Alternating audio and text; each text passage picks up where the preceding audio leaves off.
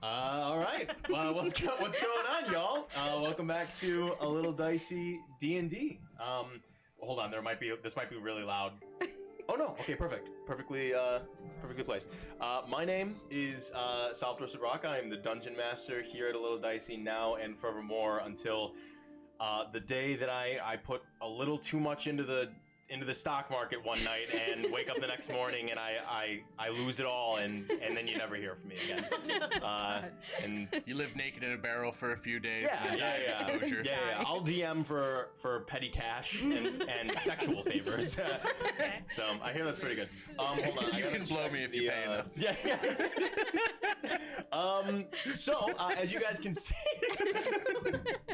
that fucking got me. I'm gonna come so hard. All right. So as you guys can see, things are slightly different today. Number one, before I explain what's going on, you can probably see in the title, we are doing a one-shot this evening. We will not be continuing our usual episodic campaign right now. We are missing our lovely Matt and Jamie. They both had a couple work things that they needed to get prioritized tonight. So we will be playing a fun in-universe, outside of story one-shot adventure today. If any of you are familiar with the Adventurers League at Wizards of the Coast, this is 99% of just that that Adventurers League one-shot called the Grand Masquerade. But I changed a couple things to fit it into our universe of Petrichor for our campaign. So this will be all played at level 1 with our lovely usual players and our special guest, Michaela. Yay! How fun. Michaela usually sits behind screen and basically produces for us, runs the camera and runs the chat and all that jazz. But because they're playing here, none of that will be happening because I'm not going to do that and DM at the same time. So our friend of the show, Erin, at Little Bogwitch, who is usually active in chat anyways, and who you guys all know from her Twitch channel, she's going to be in here. What up, Erin?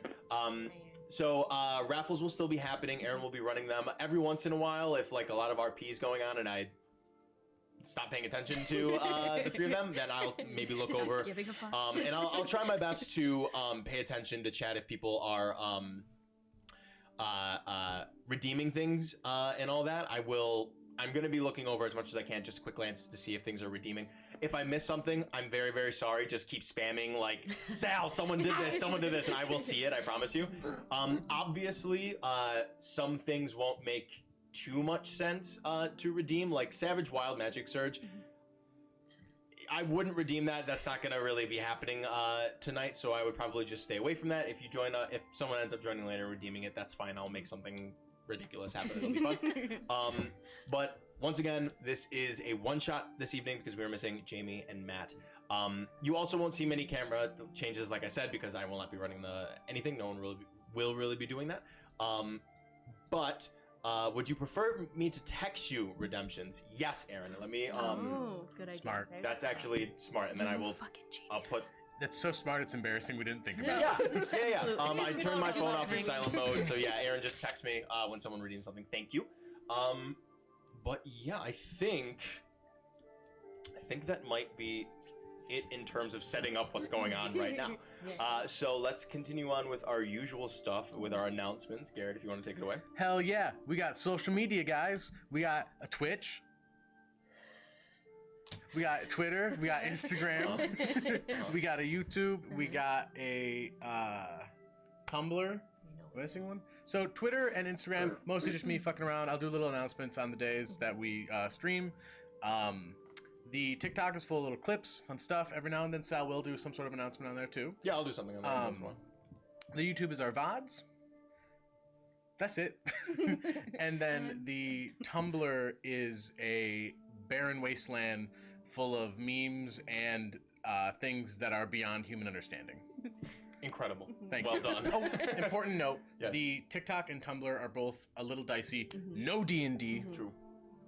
The other everything else is a little dicey D&D. Hell yeah. Thank you very much, Garrett. Jenna?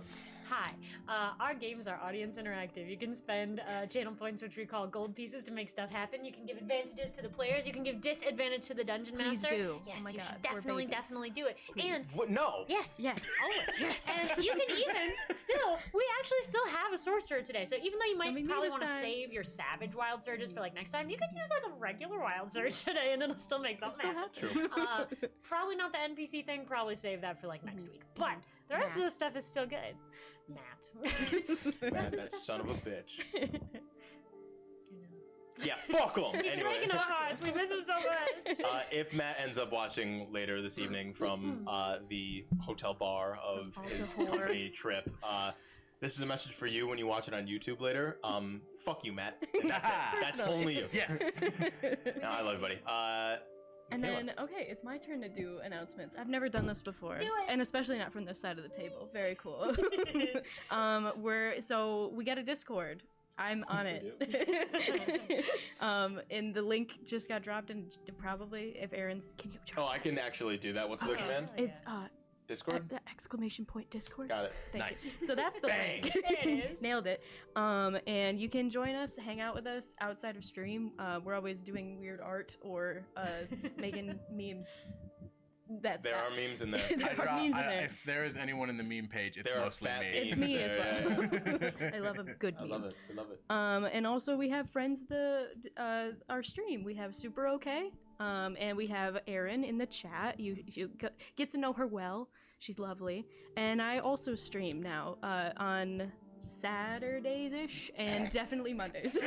Don't ask us. You might catch me on a wasn't. Saturday. You might. I don't know. I don't know. You Hell yeah. You're part of the conglomerate Gamer Girls. Gamer Girls Gamer to Girls. join us. I love So yeah, I think that's it for me. Fuck yeah. Cool. All right. Good shit. Yeah. Thank you guys very much. Yeah, I think that's it. Yeah. Yeah. Obviously you're wearing wigs. Yeah. Obviously. What do you mean? We're all Like, wearing wigs. This is my real hair. When will Y'all you would wear never, wigs? they would have never known, Sal. They've never seen me. Yeah. That's very They true. don't know. Have you guys ever seen that interview that Elijah Wood did back in like 2000, Oh, yeah. where what's his face pranks him, and he's anyways. No. It is So that good. video brings me so much joy. He cackles in a way that makes me so happy. Yeah. And if you haven't seen that, go look it up. Go Just look look it up Elijah Wood wig interview. It's fucking hilarious. I love a good cackle, man. People who Dude. laugh like really loud and will normally be considered obnoxiously. I love those laughs. Dude, I fucking love Elijah It's such a Wood. pure expression of joy.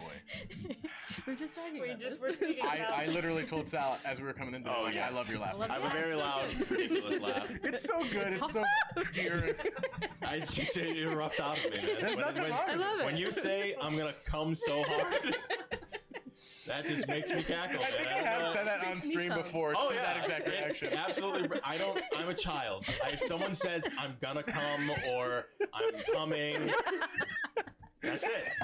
I laugh. Every time. That is correct. Okay. Every time. Wow. It's very funny. Sad. It's very sad. Oh, so you easy, huh? Yeah. It's great. My parents don't watch this show, but They I know better not. Jenna's parents do. Ah. All right. Let's play. You guys want to play some D&D? Yeah. All right. Oh yeah. Okay, so all right. One other thing I do want to say. embarrassed. So this is yeah. I don't know. That's fucking hilarious though. So I do want to say this. This is ripped straight out of the Adventurers League. So I'm just gonna be like reading off stuff, and we're gonna play this fast and loose. It's gonna be a little bit different than like my usual verisimilitude that I try to build for our game. Straight up, this is just gonna be, I'm gonna be reading this, they're gonna try to figure out some shit, we're gonna get to the end, and we're gonna have a good time. So grab yourself a drink, grab yourself a snack, and let's have a good fucking night. All right? Cool. So, without further ado, this is a little dicey D&D, the Grand Masquerade. So, at the request of an interested party, the three of you have come to the tea shop of the human known as Rion the Rion the Fate Steeper, who seems to be expecting you.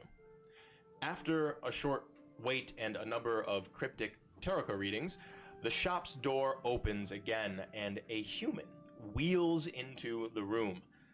A halfling following close behind, closes the door with a quick kick of their heel. Rion nods to the newcomers, but speaks to all of you gathered here. The time has come for you to understand where it is that you are going. They then collect the Taroka deck, saying, I'll leave you to it, and amble into a back room. The human, seated in their wheelchair, studies you for a brief moment before introducing himself. My name is Alonic Ray, and this is my associate, Cabe Whippoorwill. I am working at the behest of the Order of the Guardians, who are seeking one of their own, a human woman named Radiga, who has gone missing. Would do well for some of you to write this down, I'm sure. No. Sorry, man. As part of this investigation, I am hiring field operatives, and I hope that you would be among them. Cabe, behind him, removes an envelope from their jacket pocket and places it on a table in front of you. Word is that Radiga will attend Duchess Sadra de Honaire's Grand Masquerade tonight. Another agent got a sneak peek at an invitation, then whipped up a few extras. Cabe winks and clicks their tongue on the side of their mouth. Now, you can mingle at the ball with the other covert investigative teams and hopefully find Radiga. Or at the very least, gather some information about where she's been hiding out and why. Alonic nods in agreement with his associate. I believe that infiltration, deduction, possible rescue, and solving a mystery might appeal to you, even at the risk of your being discovered. Cabe chimes in, and the point is to not be discovered. If you go in heavy-handed, you'll get nothing out of these people, and if you don't cooperate with your fellow investigators, you'll be making things more difficult for yourselves. Quiet. Alana continues. I thus implore you to investigate. Learn what you can about the disappearance of Radiga, if convenient, and even if inconvenient, I implore you to investigate, nevertheless. Now, I'm sure you've questions, and more introductions need to be made. Let's get those formalities out of the way as quickly as possible. The game is afoot.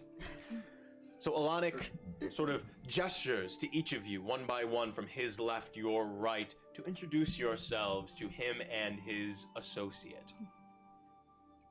I'm Kane Lavery. It's nice to meet you. Kane. Kane. Lovely, lovely. And I'm so sorry. One of my associates had written the letters. How do you spell your last name? L-A apostrophe Yes. V-E Oh, yes. R-I. Incredible. Lovely to meet you. What are your specialties, if you don't mind me asking? I sort of...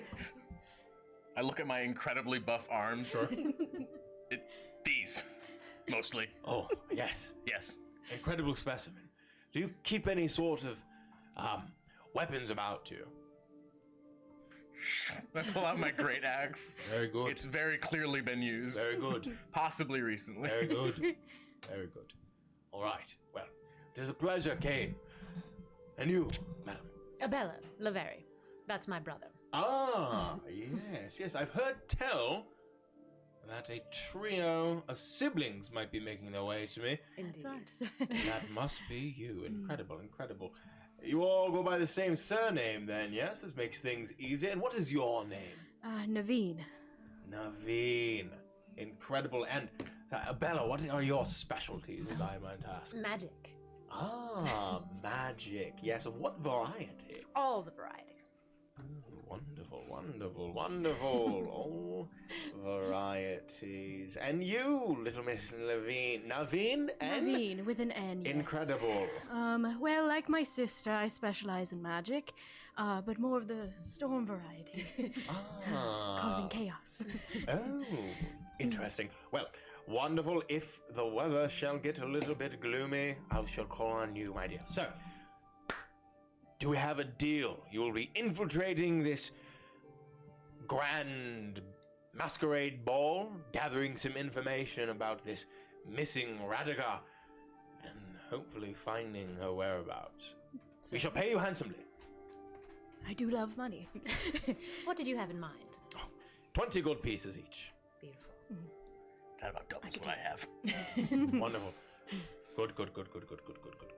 So, let us get the party started, as it were. Alanic turns to Cabe, who hands him a sort of pack of essentials that you will need for this party, and starts to dole out a couple different masks for you all to wear. So you may don them now if you'd like. In addition, he hands you a few invitations. Great. Here's his little crook. Beautiful. Incredible. Well done, everybody. Can you see well, all of you? Yes. Okay, great. Good How stuff. do we look? You look great. How do they look, chat? Tell us. How do they look? Please. Incredible. Good stuff. Okay, so each of you possess an invitation.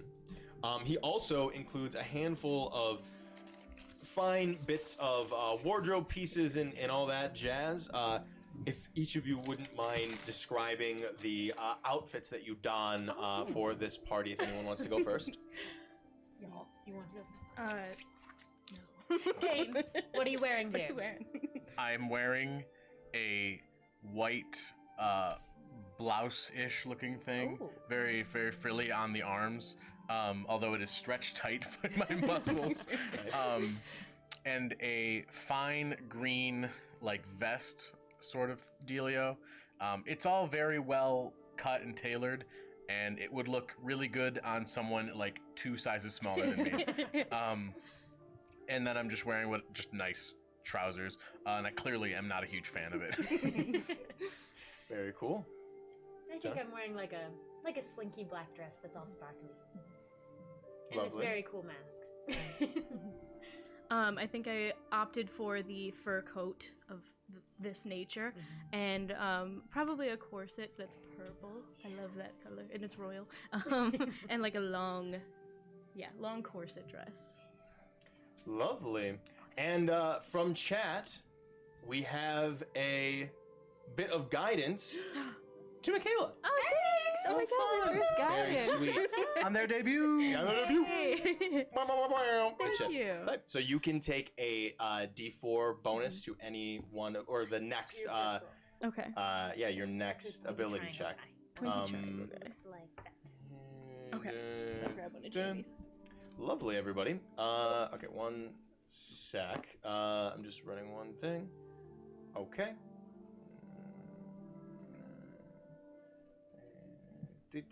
Just writing some things down for reference.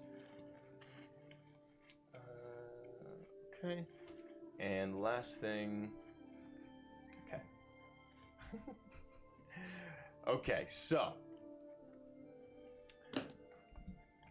Alanic, after you all sort of get set, takes a good look at you and says, "Wonderful, yes. You all look like you're ready to attend the ball.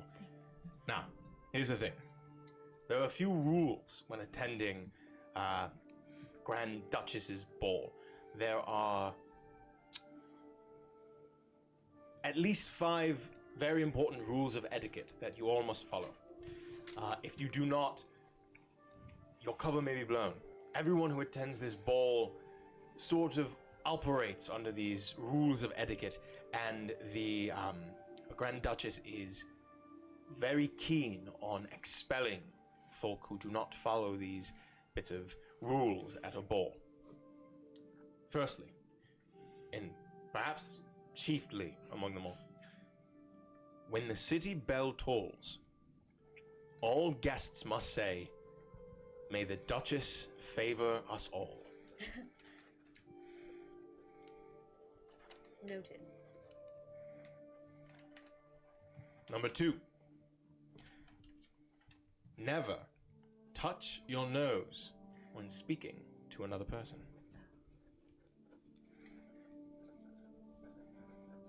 But outside of that is okay.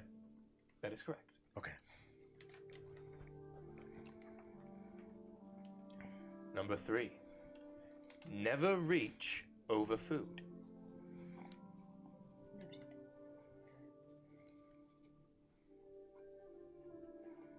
Number 4, after you greet a stranger and introduce yourself, your next sentence must never be a question.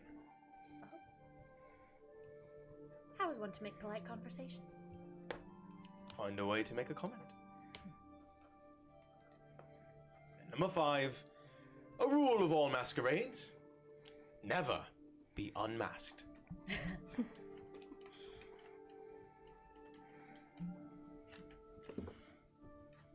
Understood? Got it. Lovely. For all intents and purposes, that applies in and out of the game while we're at the table. That explains the masks. Well- Yes. So, Wait, real quick. Does this count as my nose? Yes. that is your nose, yes. Okay, so I Garrett, can't that's your touch nose. over. or No. under. It's just this Don't this touch this the area nose right here. region. Okay. Lovely. Okay, so It's a bad habit we both got to break because we both do that. that's really funny Functionality because I didn't goes. write any of that. That's all straight from the thing. So that's hilarious. Okay, so Alanic says, now that we are all under the same sort of understanding of what is to be expected, it is time for you all to head out. All right? Do you have any questions before we begin? You're free to ask anything you want. I am here for your services up until the point that you leave. Radica, what do we know about her? Well, she seems to, at least our reports, seem to say that she's a rather busy person. She has many different connections within the city and at this ball, and is a well-known person. So it is very odd that she has been disappeared. She is, as far as her profession goes, she is a member of the Order of the Guardians, which is an assembly throughout the Tenlands that sort of pierces through the kingdoms of each one of the lands around the country. So they'll be rather keen in finding her again. They are the ones that hired me, and I am the one who put out the enlistment for help for you all. You will be headed to the land of Umbra, where you will go to the city of Dimentlu. It is believed that she was supposed to be stationed there, and she developed a handful of different connections specifically for the Order of the Guardians to filter information back to them about the goings-on of Dimentlu. Things have been rather interesting, apparently, concerning the Duchess herself and other members of the royal court. Do people go missing often from the Order of the Guardians? No, which is what makes this very interesting. Interesting. And the Duchess, what have we heard? Not too much. The rumors are that she is cooped up in her own palace, and she throws these balls in order to reinforce her presence in the city, because she does not make trips around anywhere anymore. Not a lot of communication has come out of Dimentlu as well, and the Tira is getting rather concerned about that situation. The Tira. He already said Tenlands. I know, we're back in the past. I'm so happy. Sorry. Well, what are you all thinking about? I really don't care for the mask. Why? It looks great on you. It's warm. You're going to have to get used to it. David. Not many questions on my end so far. I'd like to just follow your lead, I think. I'm just excited to be there. Me too. I love a ball. Oh, I love balls. Well, let us go. I think we're Alright. ready. Wonderful. Okay. I am going to scroll down to the next thing I'm supposed to read. How's it feel? This is actually very fun. I'm very excited about this. So, the time has come for the Grand Duchess Sadra. What the fuck is her last name? Sadra Donaire. I didn't said write that. earlier. Very It's annoying. like debonair. Yes, Sailor Donaire. Yes, Sadra Donaire. The time has come for Grand Duchess Cedra Daenerys' Grand Masquerade to begin. You have come to her opulent estate on an island just outside of the coast of Umbra, joining the other beautifully dressed and masked guests who excitedly line up awaiting permission to enter. You've watched many nervous hopefuls be assessed, announced, and ushered in, but others have had their hopes dashed as their invitations are rejected and torn, or their attire is deemed unacceptable. Now it is your turn. Oh god. So fun. Okay, so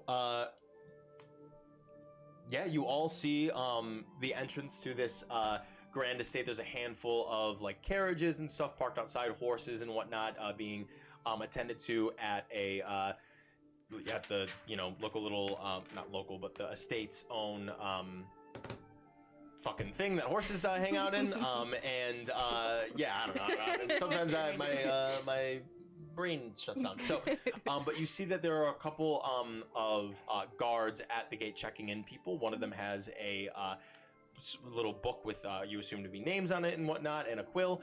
Then there's also a small sort of halfling gentleman in like a long coattail coat that seems to be oversized for him, that's holding a platter with a small inkwell on it that the guard just sort of refers to every once in a while when he needs to make a marking.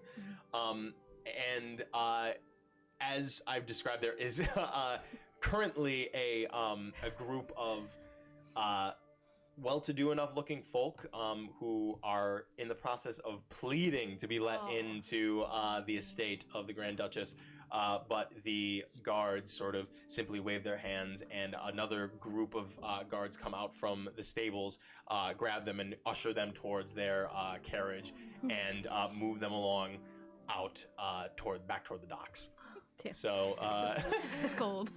We actually have a set of fine clothes, so theoretically Yes, we could pull out a We're fine wearing set of them. clothes. No, like in our inventory because we're nobles. You're right. Oh. Yeah, we have. might Our, not, you know, you do too. Okay. We I did. theoretically Okay. could change. Okay. I think we'll be fine. And those would be clothes that would be fit for high society. I think we're perfectly fit for high society. There's nothing wrong with the way we look. Besides, we've been invited. Specifically. We've got good invitations. We're not faking ours.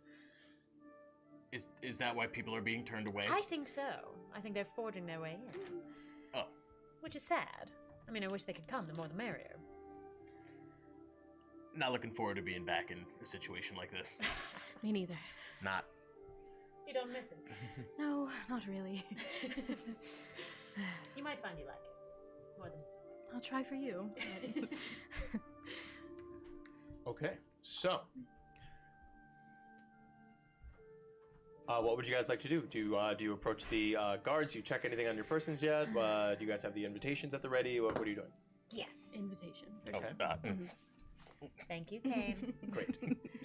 Alrighty. It's a little So, crumpled. you approach the two guards and this little halfling attendee at the doors of the estate, and the one holding the book and the quill looks at you and says, "Invitations." Take a look. And the other one grabs each one of them and takes a look. Okay, everyone go ahead and make deception checks. Deception checks? Well, you failed to realize that he gave you forged invitations to get you in here. Bitch. 21, though. Okay. Okay, and then So roll your d20 and then add your deception modifier, gotcha. which will be on the cycle. 5. Okay. Total? Oh, God Kane. bless. I have Okay. no, unless I can add my strength to Oh. my deception. What have you done? I did not create a character that was socially inept. Or I did create a character that was socially inept. Hey, when it's not the... Oh, wait, we're gonna figure this out. Yeah, go to okay, skills. so skills, and then your deception is +6. Okay, so 19. Oh, nice. I did okay, guys. Yeah, it's well done. 19. Yes. Cool. Kane's not getting in. I got a plan, don't worry. Alrighty. So, the one guard who looks it over just sort of, good. passes them back to you, and the guard just sort of goes like this, and says, "Ah, yes. The Laveri family, Kane, Abella, and Naveen. Welcome to the Grand Duchess's ball." And one of them just sort of opens it up, opens the door up, and you are ushered into this beautiful, beautiful interior. The masquerade is held in a large hall with plenty of room for a dance floor, tables, and chairs around the room's edges, at which you see guests talking and gambling and long tables bearing refreshments. No more than 100 guests attend the ball in any given week. It's a weekly and exclusive event, after all. But although the ballroom appears to glisten and gleam as you first enter in, Abella and Naveen, go ahead and make perception checks for me. Not you big barbarian dummy. I'm too distracted by how angry I am to be here. Oh no, but I got a natural one. Oh Okay. God. Okay, I have 17. 17. So, Abella, you take a look around and you are mesmerized by the glitz and the glamour of this place and these people inside of it, who you can all see are now also dressed to the nines, just at first glance. Naveen, you sort of immediately realize a few people around you, while everyone at first glance looks very well dressed and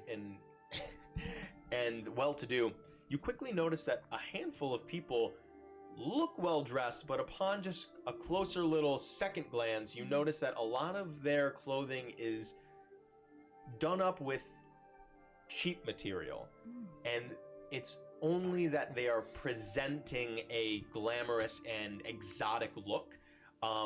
It's like these people are mostly like cosplaying the Met Gala rather than actually wearing the name brand that you guys are all wearing. And you can even see every once in a while there's like a little faint shimmer on the floor or near the molding of the ceiling where party drinks from Auntie B. Hey, thanks. Thanks. Where you see that shimmer, you can see the smallest hint of illusory magic concealing the cracks in the ceiling and the stains on the floors, and all might not be as it seems here at the Grand Duchess's estate. Abella, Yes. it might just not be our invitations that are faked. There's a lot of knockoffs here. What? Oh. Isn't that interesting? It's very interesting. Well, Yes. why, I wonder? It's probably more comfortable. But, good noticing. Yeah, it's not like it used to be. For sure. I know this type of scene isn't really your thing, but isn't it kind of fun now that you're here?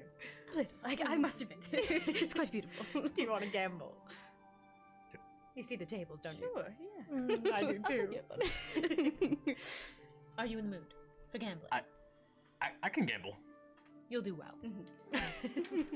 Perhaps later. Not that we have to do it now. I'm just excited. Yeah. I think it's a great way to find clues. Can I go to a gambling table? Certainly, certainly. I want to. All right. You begin to move towards one of the tables where you see a handful of people playing dice. There are a bunch of snacks placed out around. There are some meats and cheeses directly in front of you. Yes. There are. There are a few folk gathered around this table throwing dice, and there's one sort of on the other side collecting bets and sort of running the table itself. You see in particular, there are a bunch of people with masks that are mundane or just sort of, shoddily made. But there seems to be one in particular that catches your eye over here. There seems to be a woman. Where's the way that they organize this? So Is she wearing a name tag that says Raga? Yes, this is a human. No, this is a human woman, who is dressed in a very nice, like red silk gown. It sort of shimmers and sparkles at certain ends, and she has like this lace black glove on her right hand that she just is sort of sitting there holding it up to her very sharp, striking face, with oiled and slick back hair that sort of stops just under her ears. And she's wearing a she's wearing a spider mask, which is very alluring.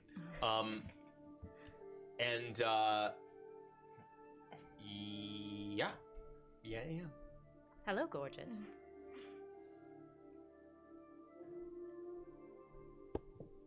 Hello. Abella Laveri. Pleasure. She holds out her hand and like lightly like shakes your finger. Pleasure to meet you. Ariadne. Lovely name. And lovely mask. Thank you. Made it myself. Did you? I did. Do you make lots of things? No. Wow. Just certain things. It's beautiful. I do my best. Are you here to play? Yes. Please have a seat. And she gestures over to a gentleman sitting next to her that just sort of I'm pops taking a up. spot. So, what brings you to the Duchess's ball? I didn't recognize any of you. Yes, you're wearing masks, but people seem to wear the same things over and over. You don't recognize the siblings Laveri. Yeah. Names ring a bell. I'm sorry, should they? They ought to, I would think. Are you from around? We're not even from Umbra, but we are important where we're from. Ah. Make a persuasion check. That'll go well for the guy who got a 5 on his deception earlier. Well, hey, I got +2 to persuasion, Okay. All right. which is good because that means a 19. There you go. Nice. Yeah. Nice. Alrighty. Well, the pleasure is all mine.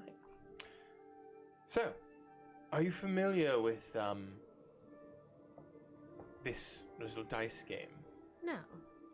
Well, the buy-in is 1 gold. Essentially, you roll. You call 3 different numbers, and if one of them come up, then you keep your gold. If 2 of them come up, you double your money, and if 3 of them come up, you triple. But if they don't, then you lose. Fun. What kind of dice are they? Are they D6s? They are 2 d6s. Nice. Oh, 2? Mm-hmm. But you said if 3 of them come up. You pick 3 numbers, Oh, right. and then you roll. I see. Mhm. Okay. Very cool. You're gonna... I'm gonna let you. But I'm not... Oh, I okay. don't think I get to roll. Oh. I think I just get to pick the numbers. You do. Oh, okay. That is You- correct. you're good. But you will roll physically as Jenna. Fair enough. Yeah. Gotcha. Cool. So, it can be any combination of what the dice say. However, it is not individual. It is the summation. Oh. So anything between 2 and 12. Oh, I see. You can also call 1, and if they roll snake eyes, it's just as much. Oh. They count the 1. It's for the odds. So it's the same. And 2 Same would thing as also. 2. 2 is 1 and 2 are the same. Okay. Interesting. Well, what do you think?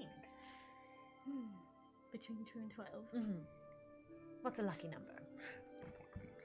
I am a huge fan of the number 5. 5, then. And 8. 4. And 4. Sure. 5, 8, and 4. Wonderful. I will call 3, 7, and 9. Let us see.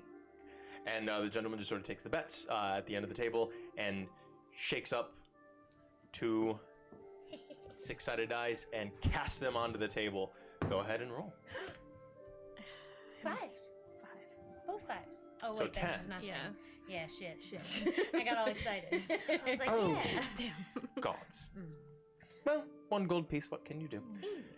I'm going in again. And she reaches into her dress that just so covers her chest in a very deep V and pulls out a single gold coin seemingly from nowhere. No sort of like line or anything in her red silk dress, and places it on the betting table, which the gentleman at the end quickly scoops up. Does it look like it's an illusory coin? make an investigation check. I'd love to. I will make an investigation check. That's an 18. 18. Well, you do physically see the man scoop up the coin. So if it was an illusion, it would have simply, his hand would have simply passed through it. So it does seem to be a real coin produced seemingly from nowhere. Good call. All right, new numbers. Okay. Higher ones. 6. 7. Well, I was gonna say 8, but now I really don't want to. Let's go 11. All right. I will stick with mine, 3, 7, and 9. What happens if we both win? Then 7. we're both paid out from the pot. I suppose. It's like blackjack. Oh, sure. It's just like that. You play against the dealer. I see. Oh, look. Little waiters are coming around. Would anyone like some food? And the waiter just sort of brings like 3 different plates and holds them out in front of you. One of them has meats on the far right, or one of them has meats on the right, cheeses on the left, and closer to the waiter, there's like a little plate of desserts and pastries. Ooh. Without reaching over the food, because that's against the rules, I want to grab a little dessert. Okay, so you take a look, you point at the desserts, and the waiter shifts it around so that it is facing you, and you grab like a little cannoli. Oh, yeah, I do. I'm going to eat one for real. But I think I will have one as well. And Ariadne grabs one and takes it. would you like? I am not. No, I am on a. Oh, I am right. on a Fasting. fast. Fasting. I point at the crackers and I wait for him to shift and I. Lovely. I'll take a meat. Thank Can you. you grab? Grab a little bit of salam. I want a salam. Take a salam. Thank you. Good stuff. Master. Alrighty. Roll the dice.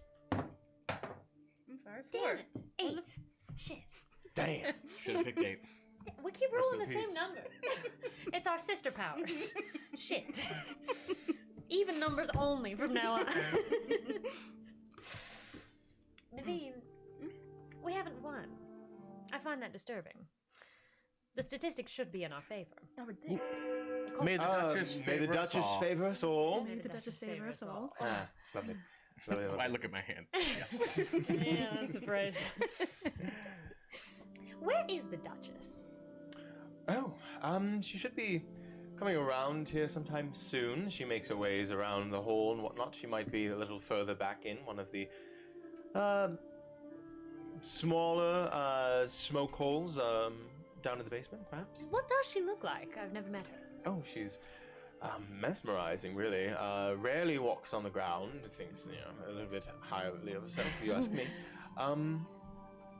But a bit of an intense woman. Yes. Wouldn't get on her bad side. Thanks for subscribing, 20-sided die. I'm just like seeing messages as they come up from. It's Dale. What up, Dale? Thank you. Dale. Thank you for subscribing. Thanks, Dale. Appreciate it. 5 months, man. Thank you. Oh my Fucking god! Wow. Fuck yeah. Crazy shit. What a legend. Yeah. So, not, the same people don't come to the party every week. You've only come here once, or you're here all the time? I've been here a few different times, yes. Are you always running this table? Running? Playing? Sure, every once in a while. I get lucky here and there. Good for you. Yes. What's the fun thing to do at these parties? Is there dancing? Of course. You just head down the hallway, take a right, and then you'll see the dance hall going off. Maybe you'll see the Duchess there, who knows? I haven't really seen her dance in many a moon. She hasn't touched the ground many a moon, but who knows? Tonight could be the night. Seems like a fun person to dance with. If one was so lucky. Perhaps. Would you like to go? Can we go to the dance room? My nose itches. No, don't touch it while you're talking to someone, dear. Not. Look away. We can dance. That's fine. That's fun. Good, good. You remember dancing. Conceptually. You'll be fine. Just think of it like fighting, but gentler. You'll have a good time.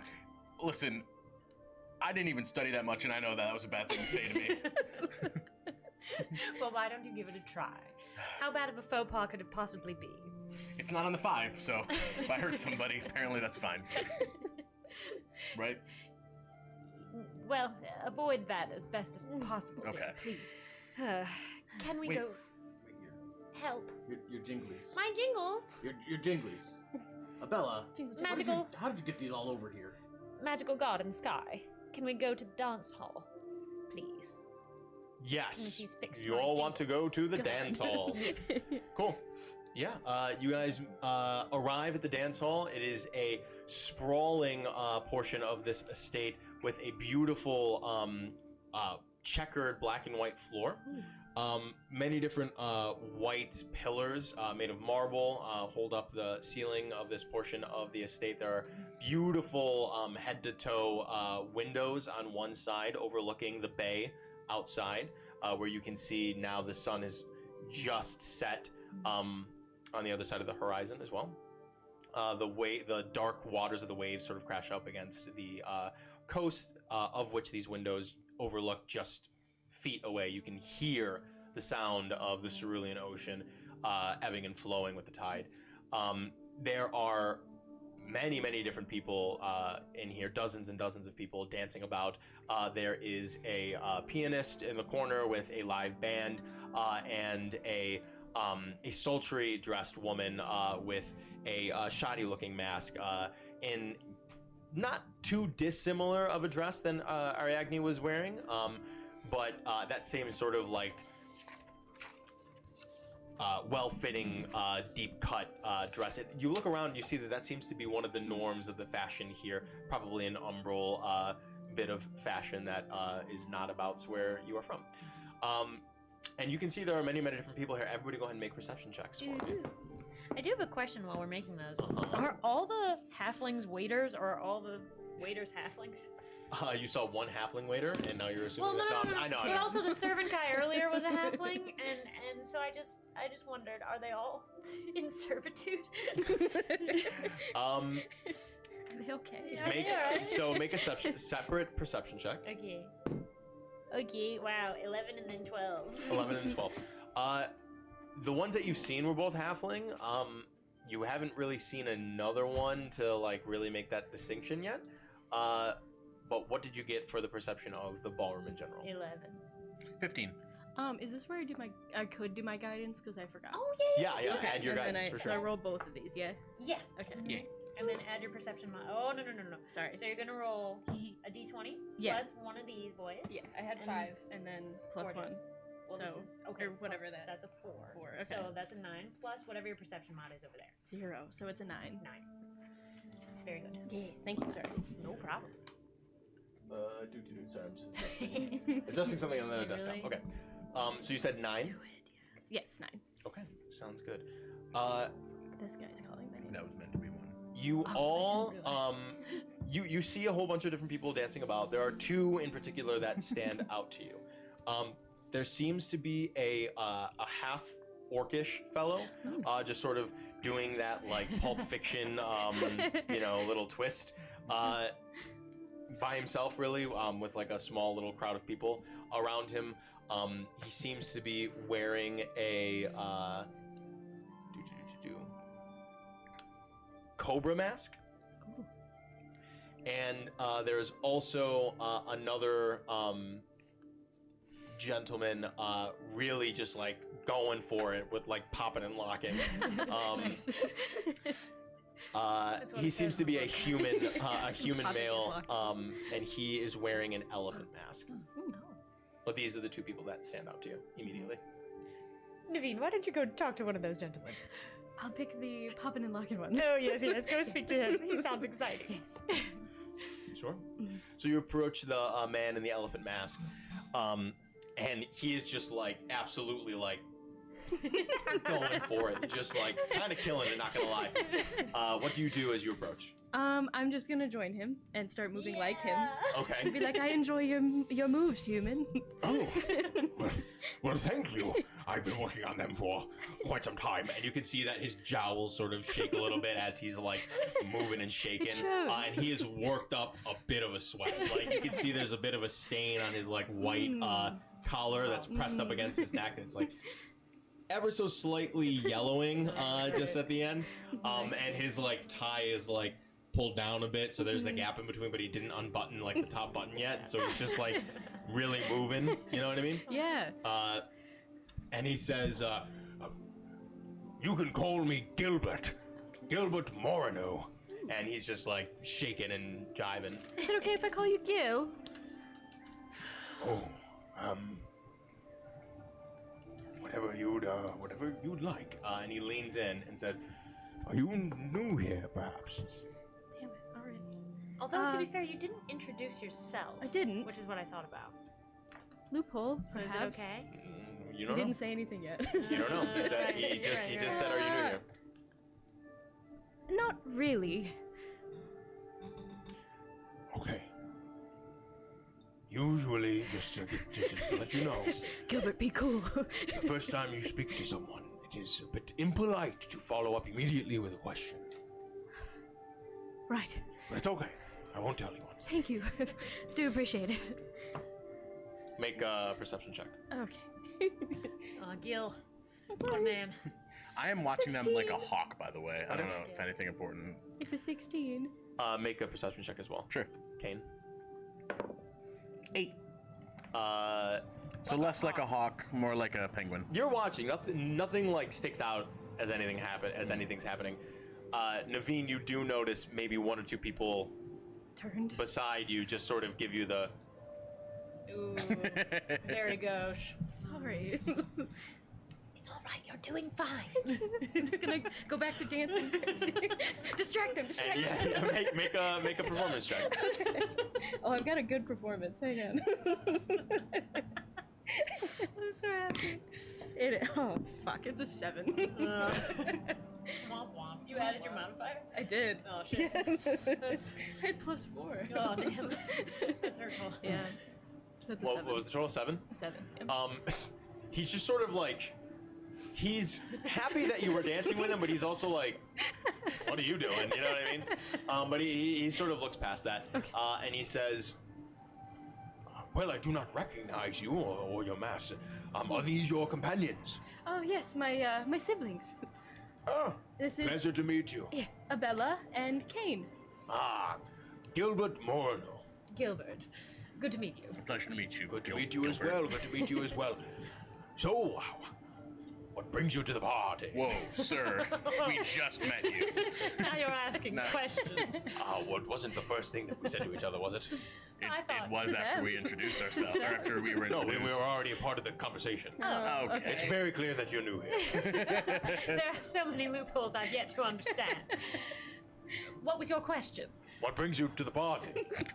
The excitement of dancing, of course. My sisters, mostly. Sure. We dragged Kane along. Ah, wonderful. Well, whereabouts are you from? Oh, Kane. You invented our backstory. You tell him. Please. I kept it pretty vague because I didn't think it was going to come Ah, up at all. All right. We are from, what was that place called? Dawn. We're from Dawn. Dawnlight? Dawn. Dawn. We're from the kingdom of Dawn. I will make it so that is absolute. Great. No That's- need for any check. Yep. Dawn. That would be wild. That's where we're from. Ah, visitors from the south. Very exciting. You came specifically for this party. It's quite a long way to travel. Yes, well, we thought it sounded exciting. Interesting. We go to a lot of parties. All right. We wanted to meet the Duchess. Have you seen her? I have not. You wanted to meet her. We were hoping. You do not know her already. I mean, meet up with her. Make a perception. 7. Well, I haven't seen her. Hopefully she'll make an appearance. But I'm going to get on my way. I've got a couple Nice people I want to dancing see. with you. And he shimmies away to nowhere in particular, just away from you. Over there. Goodbye, Gil. Well, all right. So sorry about the. No, it's Oh fine. my god, I'm so embarrassed. No. We're all doing our best. We've got to just try. It's been a while. I know. We're going to be great. We just need to get warmed up a little. Yeah, I'm just rusty. Please, Kane. Yes. Which person here seems most interesting to speak to? I only noticed those 2 people, right? Yeah. There's that orc fellow. There's the pianist over there. I Though would he think seems you'd quite like busy. the orc It fellow. might be an unspoken faux pas to talk to the pianist while he's playing. Sure. I just like pianists. Sad. So, You're my sister. what? What did I say? Go on then. Why don't you go talk to that gentleman over there? Fine. And so I kind of I'm doing a shimmy over, just trying to look normal, like I belong on the dance floor, and I kind of get closer to the guy. And as I approach, I just sort of give him a, hello, friend. First, make a performance check. Okay. For your shimmy. Yeah. That's a 6. 6. He's not doing much better. He's just sort of like, Nice. I start doing that. Yeah. oh. Hello. For doing a Pulp Fiction reference. The whole thing. Pleasure to meet you, friend. Julian. My name is Kane Lavery. Kane Lavery. You're looking quite sporting. You're looking pretty dang good yourself. Yes. I've been doing push-ups, trying to get to where you are, buddy, you know? I like your style. It's good to meet someone here who's not as stuffed up as some of the others. Oh, there's so many fools around here in this party. Don't let them know that I told you that. Oh, I'll keep it silent. Attaboy. Kane, yes? Yes. Wonderful, Kane. And these 2 lovely ladies at your side. Abella. I'm his sister. Naveen. Guidance to oldest sister. Jenna Oh, thanks. for the penis joke. Nice. Thank Was it you. Tony? But it's No, that's just straight up from Aaron. Thanks. That's funny. Sorry, what did you say? Abella. Sister. Yes. And you? And Naveen, oldest sister. Chaperones for the young man. Wonderful. You are dressed to the nines as well, my dears, if I do say so myself. Thanks. So, you brought your sisters here? Oh, your sisters have brought their brother here. They brought me here. Happens to the best of us, lad. My eldest sister would bring me around to each of the different farms and show me off like she was trying to sell me. That bitch. Anyways. As he says that, I'm like, We're not gonna. Oh dear, don't worry about that. That's delightful. Yes, What's yes. your sister's name? Is she here? No, she's dead. Oh, okay. I'm terribly sorry. Oh, it's all right. She's been dead a while. Oh, you must miss her terribly. Sure. Oh. She was a bitch. I was That gonna wasn't a joke. say this might be maybe this is a good. I'm very drunk right now. Well, I'd like to join you. Where can I get alcohol? Oh, watch this.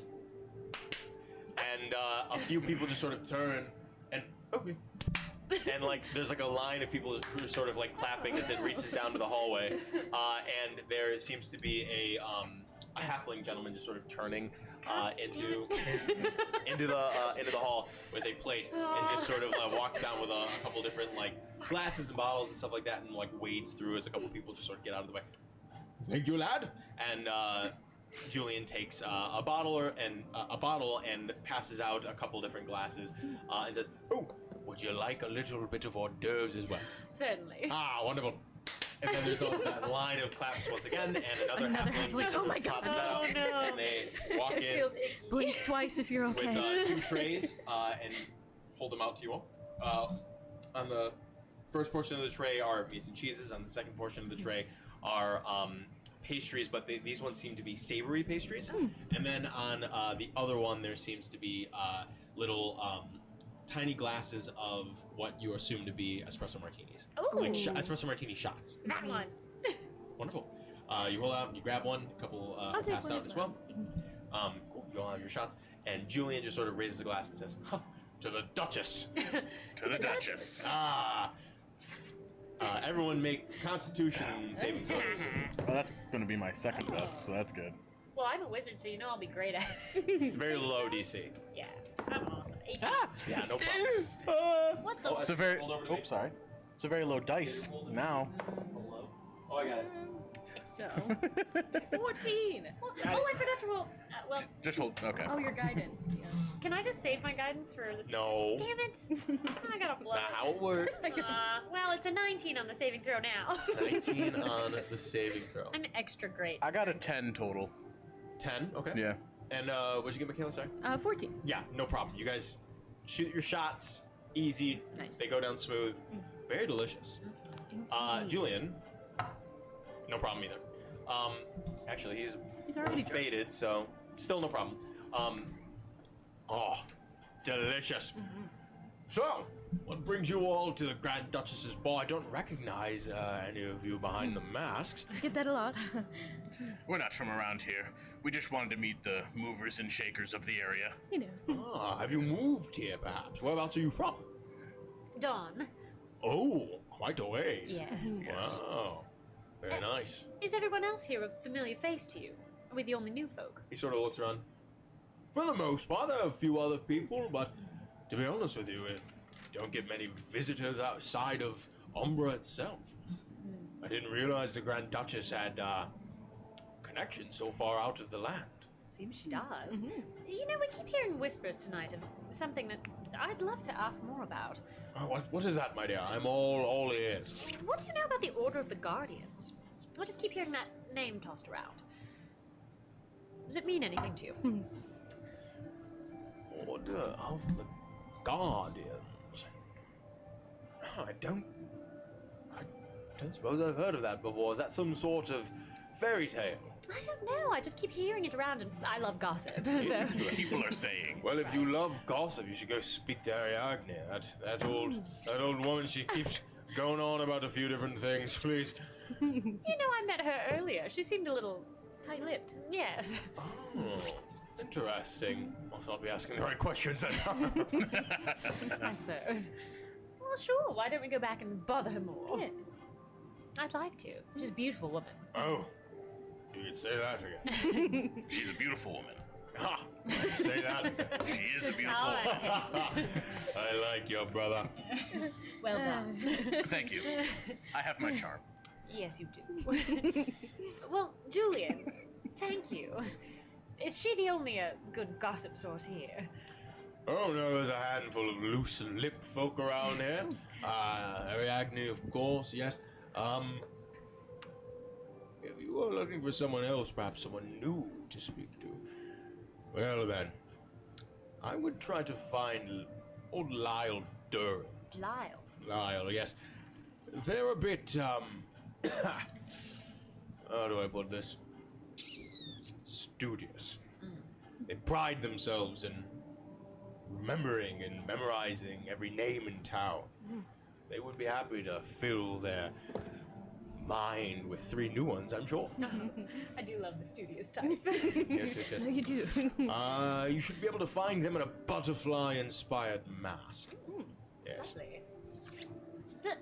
DM question. Is everyone's masks here like an animal? No. Oh, okay, cool. Just checking. Ooh, I was gonna ask this earlier, but I didn't want to like bring it down. The halflings, are they like sad looking? Like, are they like house elves? Make an insight check. Okay. We're starting to spew. Let's go. Not to bring that Revolt. down. Let's start a revolution. It's an insight check? Oh, it's limited. That's a 6. 6. I mean, they seem like they're at work. A little stressed because like people are like pulling them in every different direction, but I mean they're Right. servers, so Fair enough. Okay, I hate to be rude, but I am going to. I want that espresso plate oh, back. a handful of people. And one of the small little halflings comes up and holds a tray up to you with the espresso shots. Thank you so much. Do you mind if I take 2? Okay, after you. Thank you. I'm going to take one to Ariadne. Do you want to go find Lyle? Sure. Good. Can I go look for Ariadne? I'll just keep dancing. You can come with, or you can go find Lyle. Maybe you could come with me. Yeah. You know what? I'm gonna actually get a better view of the dance floor and maybe see if I can scope out anyone who looks interesting. Oh, sure. Good idea. May as well split up. There's probably a lot of people to meet. Yes. Do love splitting the party. Let's go. Firstly, Kane, go ahead and make a perception check. I can do that once I get back to my skill page because my perception is surprisingly high. Really? 22. Wow. You take a look around the dance floor, and you don't necessarily notice anyone else that is that stands out, really. However, you do see near where Julian is dancing, there seems to be a little glimmer of something that you get a sort of closer look at, and it seems to be a copper key on the floor that has sort of been discarded. I will absolutely pick that shit up. Okay. I'm gonna try to do it like casually. Yeah, go ahead and just Yeah. give me a performance check. Sure. Yeah. Casual. Which is just a straight D20 for me, Hell yeah, baby. baby. You know what? A 15. That's pretty good. Yeah, I mean, yeah, you do your best to sort of dance, and like you do like a I little like- drop move. Yeah, yeah. You scoop it up and just sort of keep dancing. But you've acquired a copper key. Oh, nice. All right. Very cool. Alrighty. The two of you, right, begin to head back toward the hall, or what are you doing to me? I'm going to look for Lyle in the butterfly Look mask. for Lyle. Gotcha. All right, go ahead and give me a perception check. And it was a +0. That is a 17. I'm not talking to anyone. I can touch my nose now. Thank God. 17. Yeah. This is such like the perfect snack I vibe know, for this they're- one shot. They're fancy Italian cookies. As soon as you Perfect. said masquerade mask, I was like, this is what we're getting. These are Italian cookies, cookies, crackers, wine. cheese, meats, Speaking of which, wine. can I have a little more? Thank Yeah, You want I the would one you love to already be had? topped off as well. Yes. Thank you very much. Give me a clap. Thank you. Oh, you're so nice to me. Do you Thank mind you. passing that down the table as well? Yes, That's sir. probably the best way to do it. What? You're so super hooray. Yeah. What's What's your up? problem? Pour the wine. Do it. Okay. They already clapped. I did. You weren't paying attention. You both have to do it. We did, I did do it. at No. the same time. No. We're doing it in the Individually. sister way. We did it at the same time. My God. Alrighty. Did you do the perception check? I Sorry. did. That was the 17. 17, Yeah. yes. So you take a look around and you maneuver through the dance hall and then into the great hall, sort of slightly behind Abella, and you make your way further down the hallway, and you eventually find yourself in what seems to be, as the scent hits you immediately, a smoking room Ooh. deeper into the basement, where there are like a handful of very alluring and cool-looking folk just sort of sitting. They always There's are a half elf in rather a rather blousy silk shirt, strumming a lute with rather like super jazz vibes here, and everyone is just sort of holding like martini glasses with like a cigarette in one hand and like those long like cigarette Yeah. things and pipes or Oh. whatever. love those. And you can see that there is a human dressed in a tailcoat. However, it's sort of elevated that it looks beyond a server's coat, Mhm. and it's more of like a stylistic sort of fashion choice. Okay. They seem to be wearing a tight cut shirt, tight against their chest and deep cut as well, but everything else is sort of cut in a little bit more of a boxy, more quote unquote masculine way. Okay. Their hair is slicked back just behind their ears but doesn't fall. And they're smoking a big old stogie. Nice. And they're just sitting there with a martini glass in one hand that they sip casually out of, place it on a table beside them in this large green cushioned chair, and just are stoking at this cigar. Nice. Everyone else in here, though, just seems to be rather mundane looking. I mean, like, they've got some cool things and whatnot, but this person is wearing a butterfly mask. Okay. Are there cigarettes lying around or a place where I could grab one myself? Just grab a a butt. roach off the floor. You can see that Not a there is a roach. halfling near Yes, ma'am.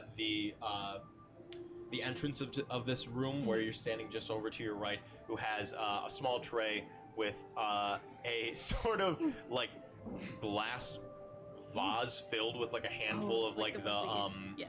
the sticks of cigarettes that you Yeah, can yeah. pluck, and then you can remove it from the stick if you'd like and place it It's back a in there. cigarette bouquet. Yeah, essentially. I love it. And then there are also little hors d'oeuvres like Okay. surrounding it as well. So I'm gonna go up to him and say, "May I Oh, yes, well. grab one?" And then I'm gonna walk over to Lyle Sure. and ask him, "Do you have a light?"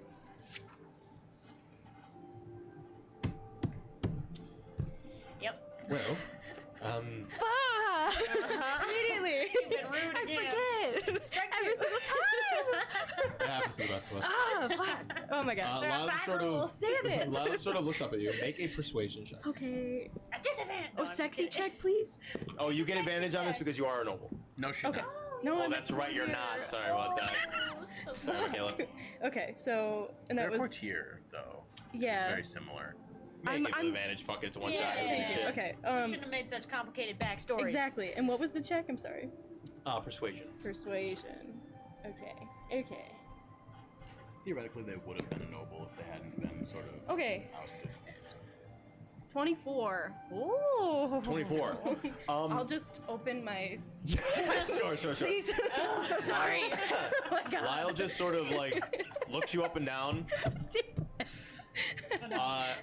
and just sort of. I can tell you're not from around here. I'm so sorry. Give that to me. Said that to the cops. He takes it, presses it against his cigar, and like smolders it and lights it from the other end and hands it to you. Oh, that's smooth. Thank you. Fuck. Lyle, Technically, that wasn't after Naveen, introducing each other, so- nice to meet you. nice to meet you as well. I like your dress. Oh, thank you. Made it myself. Help. I'm so flustered now. Welcome to Dungeons and Dragons. Yeah. This is great for the social anxiety. Great, so great. I like your mask. Thank you. Bought it. Bought it. Oh, okay. So no personal significance to the butterfly. Not necessarily, no. Well, Do you make yours? yes. As I make most things. Very interesting. What brings you to the park? Cool. no Oh, I'm social. here with my siblings. Oh, siblings. Interesting. Yeah, you should see them around. They're very beautiful people. Apple does not fall far from the tree. I Oh, thank suppose. you. Do you usually, pardon me, smoke? Yes. All the time. I'm 6 packs deep right now. Come on. Yes, quite often, actually. Well, You Lovely. are Ada. You are strong. You are powerful. Thank you, got brother. this. You are a liar. Yeah, so, fuck, what should I ask? Actually, what's funny is you were planning on playing a smoker. I was, You yeah, I remember had a that? cigarette. We were gonna get candy cigarettes on the way. Oh, So- candy cigarettes, that would have been great. Yeah, oh yeah, we meant to. So does the name Ratica ring a bell? Make a persuasion check. Just trying to get to know the locals. It's a, persuasion +4, I believe. Hang on. Persuasion +6. Ooh. It's a 18. 18. Radiga. Yes. That handful of a woman. She embarrassed me earlier, for lack of a better term. Should have seen it, really. It was ridiculous. She made a fool of herself. Oh, She was rude to a guest that she herself had asked me to introduce her at this ball.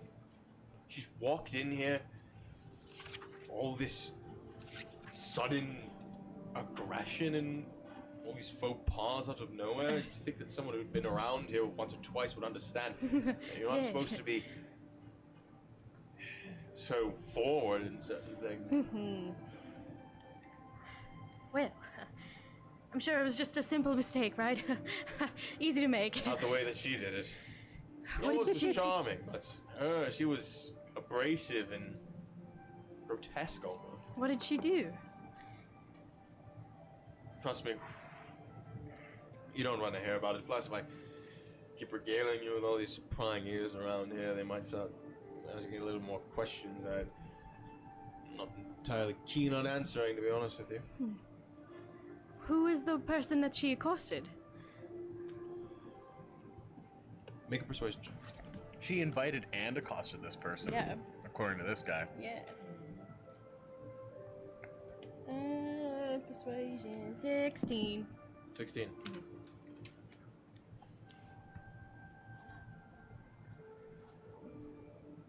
Well,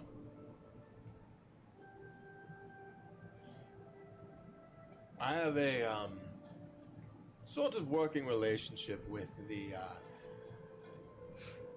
archivist that works at the Legacy Library at the Halibert Museum here in town. Her name is Madame Savant. Radiga implored upon me that she must simply have to meet and create a relationship with Madame Savant at this ball. A lot of people take this party as an opportunity to make connections and rise up from the station in the land of Umbra. Even folk from Last Light make their way here. I just assumed it was another one of those things, but imagine my surprise when I came to introduce them and she rattled off all these horrible things, and some things I wouldn't repeat. Not in this company anyway. Absolutely embarrassing. Truly. I wouldn't want to be on the other end of that. Yes. So, well, thank you for all your information. You've been very helpful. Very, And you see Lyle look beyond you, towards the hallway behind you, and they immediately stand up and just sort of like turn and like adjust themselves. You turn around and look, and you actually see the Grand Duchess herself walking into the smoke room. The Duchess is gracious and striking in a red dress and in an exquisite bird mask. She speaks personably, giving attention to each guest flocked around her, and many guests flock around her. A few guards push their way through the crowd, and one whispers in her ear. Her posture goes from more lithe and jovial and inviting to rigid, and the guards take positions not far away. The Duchess raises her hand for all to be silent and smiles. I got a beard. I can't help it. Yeah, I know. It's all good. You're good. I'm feral. She surveys the hushed masquerade. With no warning, her smile flashes to a grimace. How dare you? You who are uninvited take advantage of my benevolence. She lowers her hand, points a long finger at you. And a guest right to your right. With no compassion, a ray of sickly energy exudes from her finger, enveloping the terrified guest, dressed happily as a little piglet to your right. oh no, my god. Within seconds, this grotesque spell envelops them, and they begin to melt away until nothing remains but dust and a pile of clothes on the ground. Oh shit, okay. Her threat is clear to all, as moments before you noticed the little piglet's mask was turned up just a little too far in their drunken state. Never let your mask slip. When her smile returns, she compliments an ostrich on their beautiful costume. Although it is not a joyous moment, the guests around you continue in their revelry as is expected of everyone.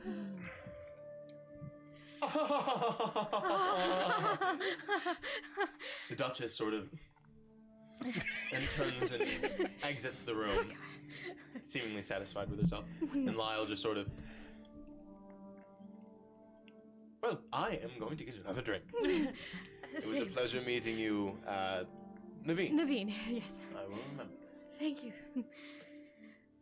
Running back And to they, my yes. fucking sister. Holy shit. Abella, you re-enter the Great Hall where all of the rebel rousing and the gambling is happening. Go ahead and make a perception check. I will. And it's such another Oh my natural one, I'm gonna cry. You actually, as you look around, you don't see Ariadne anywhere in the main hall. And you look around for some time.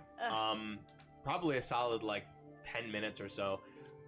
Before you actually see Naveen working their way back up to you in the hall. Very flustered. Naveen. I have seen the Duchess. Oh. She's not fucking around. Oh. What do you mean? She turned. All I'm gonna say is someone turned completely to dust, Oh. leaving only clothes and a mask. Leave your mask on. Oh. At this point, you have also returned to your sisters. Yes. Kane. Kane, Yes. Naveen has troubling news. What's that? Leave your mask on for the love of God. Oh my God. Okay. Just Damn it. you don't even ask. It's fine. Okay. Just Deeply terrified. absolutely. I've never been more tempted to take it off. No, God, please. What does she look like? Oh, she's strikingly beautiful. I know that. For a murderer? For a murderer, for sure. Not that I know that. Yeah, you don't know shit. No. Tall, very tall. It's true what they say. She does not move. She floats. It's amazing. But yeah, she just Oh, wow. yeah. Do you my think she'll breath away. be up? Oh, we don't know that our letters are forged. Never mind. Right. Right. Okay, well, we'll just abide by all the rules, won't we? Yes. We will be so good at that. I've been looking for Ariadne for 10 minutes. I can't find her anywhere. We can go back and Is look. that not her right there? Where? What do you can I see? can I roll Make a perception? persuasion. Yeah, make a persuasion check. You look for her. You gotta do better than a natural 1. How about a 6? 6. You rolled a 2! He points to a woman in a red dress that is from the back. Decidedly not Ariadne, Darling. but she is wearing a red dress. Yeah. Oh, not every woman in a red dress is the same woman. Please. Don't you notice anything? My perception is so much better I than am yours. so nice to you, and I make one mistake. I left home for you. And you've been doing wonderfully. I'm terribly sorry. I am sorry, really. How can I make it up to you? Nah, don't worry about it. You're my sister, and I love you. Thank you. I really just feel out of sorts. I'm really hoping to... I don't know who to talk to. Oh, that reminds me. I sort of like look around, make sure no one's like really paying attention to us. I found this key on the floor. Oh, So wasn't that fun? Look, Oh wow. Maybe we could try this out. Maybe. in a door. what? Yeah, that was my thought. Well, listen. Right. But it might be useful later. Where do you Yes. suggest we go? Let's keep looking around and getting information. Sure. Sure. And if we see something locked, Oh, fair. Right. then we'll worry about it. I do actually have sort of an uncomfortable question I'd like to ask one of the halflings, but I'm a bit nervous. History question. Mm-hmm. In this part of the Tenlands, is this normal for all the halflings to be servants? Because I don't feel like that was a thing in Dawn, or where we're from, or... Make a history check. I'd like to. I'm sure it's fine. I just want to know what's up. 11? 11. I mean, you haven't heard of like halflings exclusively being servants in Umbra or anywhere else. It just seems weird, doesn't it? That all the halflings are all the servants. A little, yeah. Well, there's a lot of halflings in Amil, which is Right. two realms south of here. You'd think that some of them would be party guests, wouldn't you? Instead of servants. Well, if they're not in their like homeland, Well, there's orcs here, is my point. what's wrong with that? Nothing, I'm just saying it's a diverse crowd except for the halflings. You know, I speak Orcish. I've met plenty of great orcs. And that's fine, dear. But why can't the halflings join the party? They're here. What do you?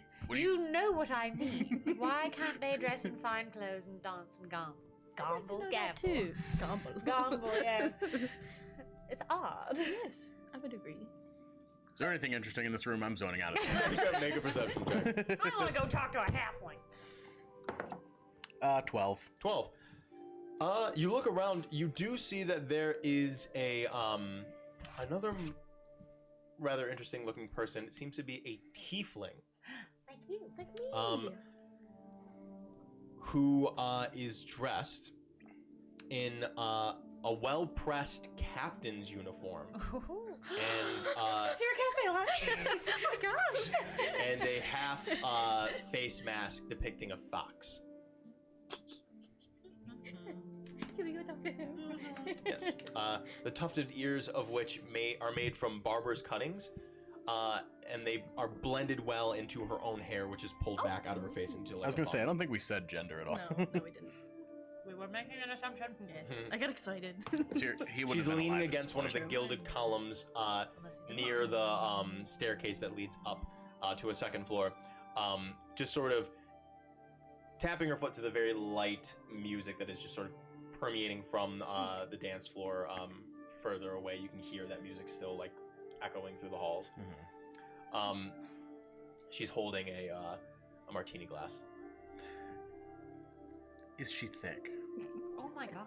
I beg of you. What's wrong with you? I'm kidding. Relax. Thickness check, I'm please. He's not even gonna answer that question because he respects women. As he should. He's a feminist. That was awesome, Garrett.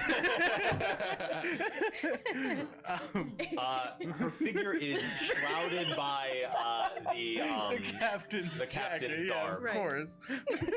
So wherever your mind races, my friend. Oh, it's racing. Oh my God. Oh, it's racing. You wanna go talk to him? I Like to speak to the thick captain over there. Go on. That's three Out loud, you C's. say that is one thick bitch.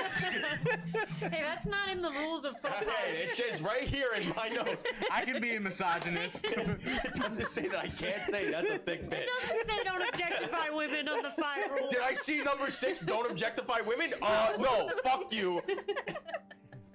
Oh, shit, Jesus Christ, that's funny. Go ahead. Yeah, go objectify her, get out of here. I sort of like glance at Naveen and Bella.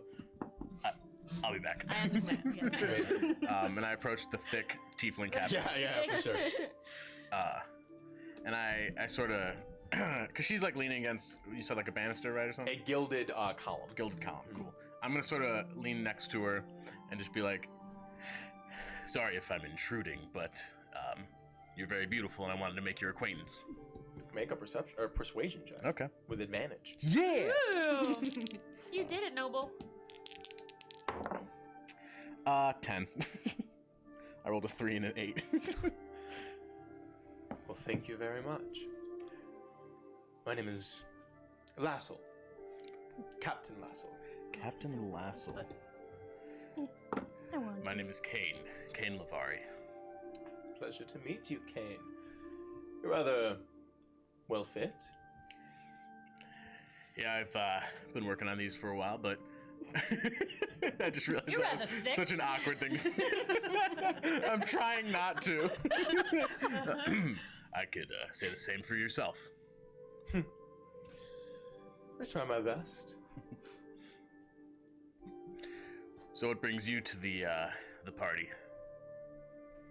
Just fulfilling my weekly obligations to be here. Weekly. You're here every week. Yes, the Grand Duchess throws this shindig once a week. Is it your first time here? Yeah, it is actually. Whereabouts are you from?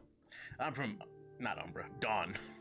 Oh. Sorry, I'm a little flustered. That's all right. It's all right. Had one too many, have you? No, you're just really beautiful.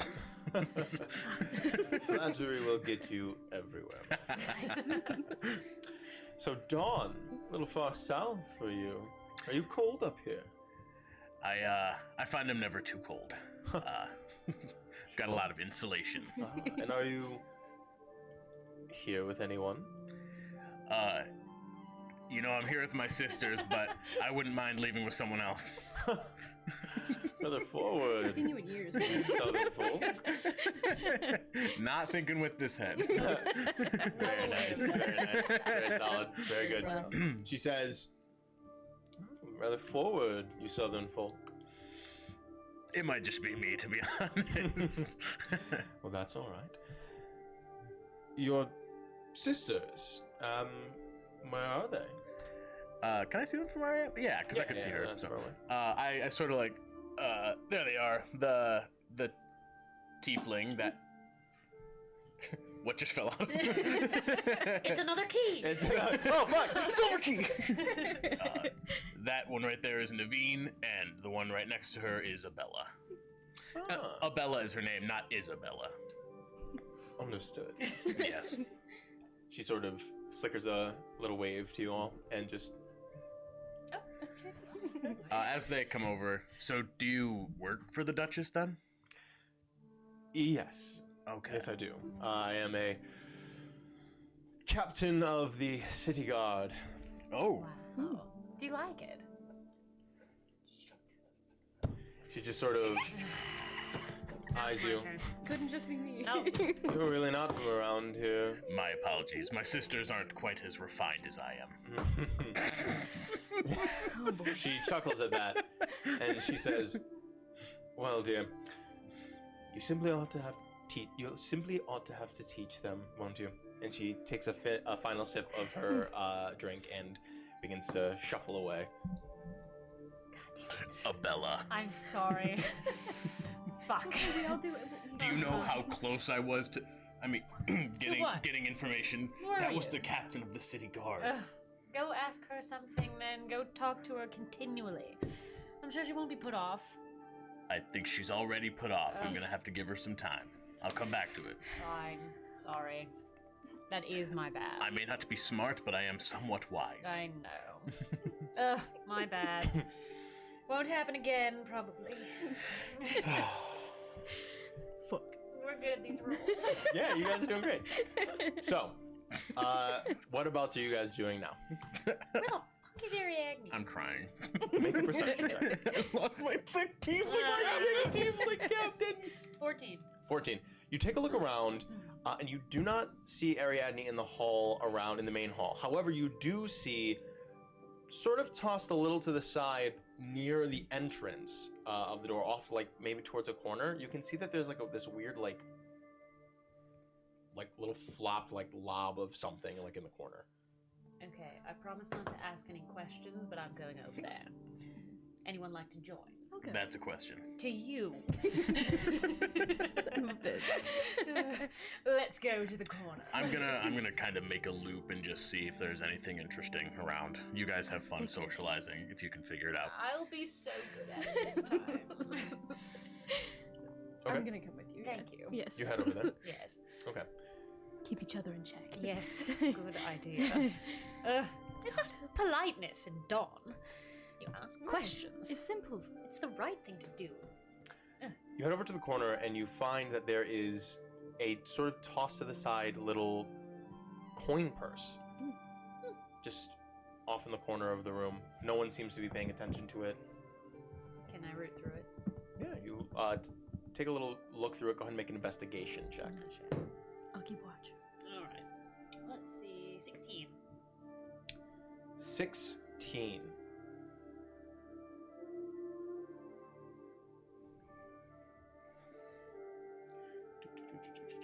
One second. That's I gotta say, You see that you start to look through them. You do not.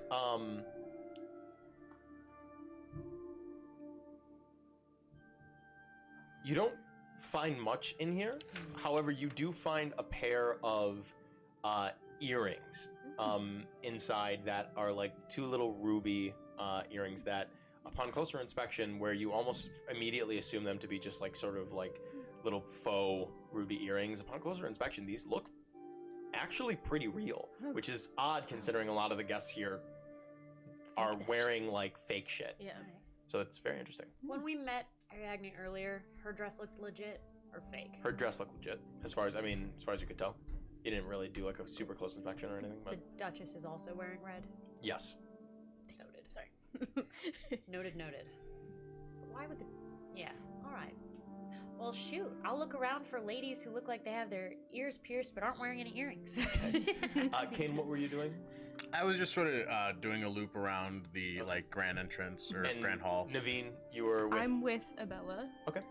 The two of you can make perception checks if you'd like. And Kane also make a perception check. Yeah, I was gonna say. Oh my god. Can someone give me a new die? This is my third natural one. Damn. You want Jamie's? I do. Fair. I already.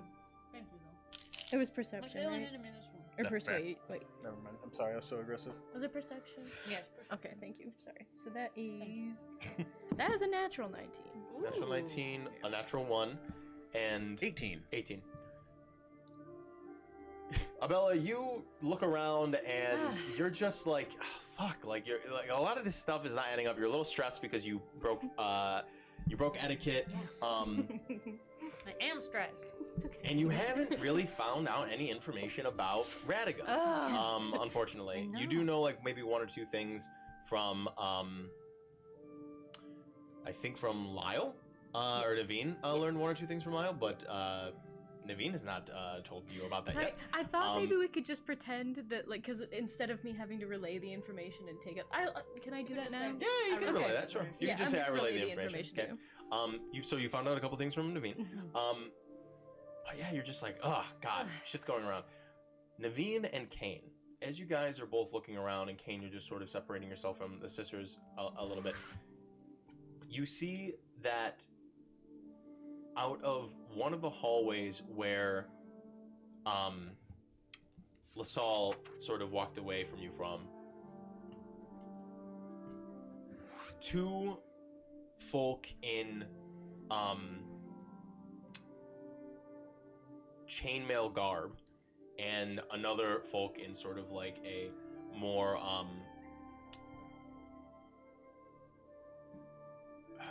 like draped, almost robe-like outfit, just sort of with their hands folded where the garment is covering them in front of them, almost like they almost look like monks, monks clothing. It's more of like a nice draped, like deep purple robe. Walk out of the hallway and just sort of like look around, and they sort of mark you and then mark your sisters and begin to walk towards you. Okay. Towards No questions. me or Towards them? you. Okay. I'm gonna assume since they've marked me, they probably saw me notice them. So I'm gonna go ahead and stop where I am and just wait for them to come to me. Naveen, you see this group of three beelining towards your brother. I'm gonna join him. How far away is he from us? He's just over on the other side of the hallway. You're in one corner. He's like near that same pillar where you guys had originally spoken to LaSalle. They look like they mean trouble. They're just walking swiftly towards him. Okay. I'm gonna stay over here for a minute. Okay. Naveen, you head over there though? Yeah. Okay. Naveen begins to make her way, and you sort of arrive at the same time that the guards. Now, I mean, obviously they're armed. Get to Kane, and they just say, one of them speaks up and says, "Ah, good. Two of you are here. We'd like to escort you outside. Please come with us." Oh, wait, I can't. I don't want to ask. Well, we're not being introduced. Nah, whatever. I'll just go along with it. I will also go along with it. And they usher you down the hallway, and they walk up to Abella as well. I was hoping that they were still far enough away from me that I could. They begin to do this. What would you like to do? Can I cast Charm Person on one of them? Far away? You can certainly try. I'm gonna try. Go ahead and make a stealth check. Okay. Natural 20. Amazing. Damn. Okay. You successfully cast this That's without a someone better dex. noticing. I believe I have to make a Wisdom save. wisdom save. Okay, hold on. Let me pull up a stat block. Man, I want Jamie's dice from now on. That was awesome. Got 3 nat 1s on mine. This is a what? A wisdom save? Yeah. Ooh, that is a 6. That fails. Very nice. Okay. One of them is just sort of, and the other two. I mean, the three of them approach, and the one says, "Lady Laveri, Hi. hello. Please join us along with your siblings. We're going to take a step outside." Oh, I don't think that will be necessary, do you? The other one turns and says, "I mean, they're new here. why don't we just sort of cut them some slack? And the other one just sort of, do you know what the Duchess would do if we did that? I know, but we don't need to kick them off the island. We can just take a walk outside. We'll let them walk it off, and then maybe we'll come back in. Oh, because you insulted the fucking captain. Let's take a walk. What are all of your passive perceptions? 10. 14. Okay. Back to Roll down, maybe? Roll down now. Yeah, 10. Okay. Okay. Mid. Okay. Yours is nice. It's not bad. Mhm. Yeah. I spent a lot of time in the woods. That's games. Yeah. Sorry, it was 14. 14, 10 and 10. 10 and 10. Okay, so Kane, you notice the robed one of the three just sort of narrows their eyes at the guard that is sticking up for you and slips one hand out and it is beginning to trace some sort of thing in the air that you've seen like Abella and Naveen both do when they're about to cast the spell. Oh, mind if I interrupt you? You don't see this. That's why I said Kane specifically. Fuck, never mind.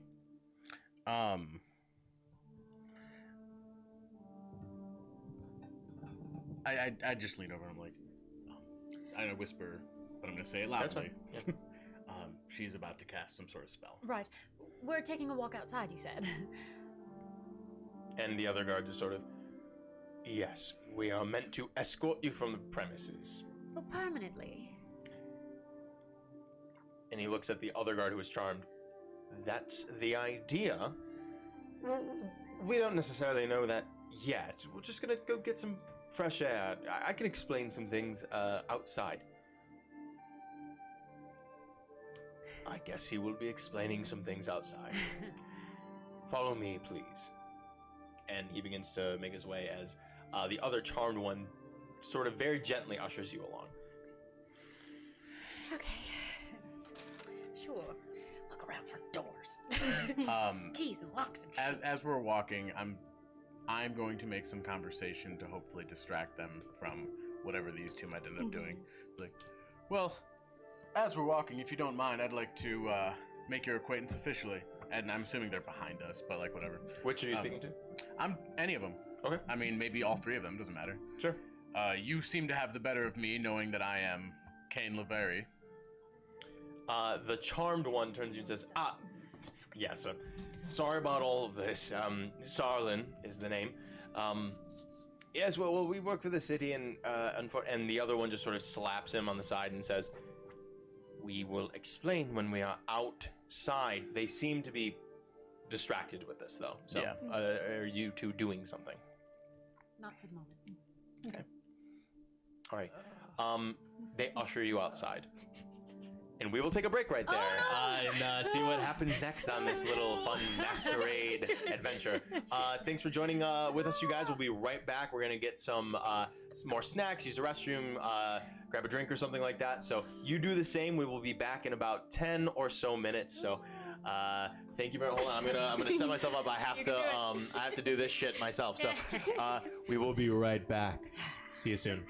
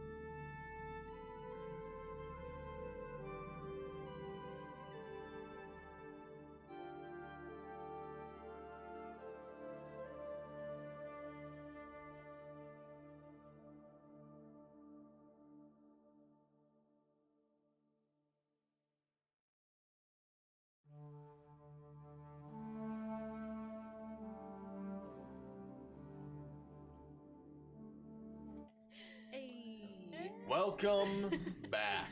Wow. Okay, so you guys are in the process of being escorted out of the Grand Duchess's estate by one guard who is a little bit more annoyed by this whole situation, and another one who seems to just be on your side after a successful charm person spell from Abella. And there's also some robed fellow who is accompanying you outside as well, who was in the process of casting something until he was stopped as you are making your way outside. Is there anything before you reach the precipice of the main doors of the estate that you would like to try to do? Oh, wait, my earrings. Shoot.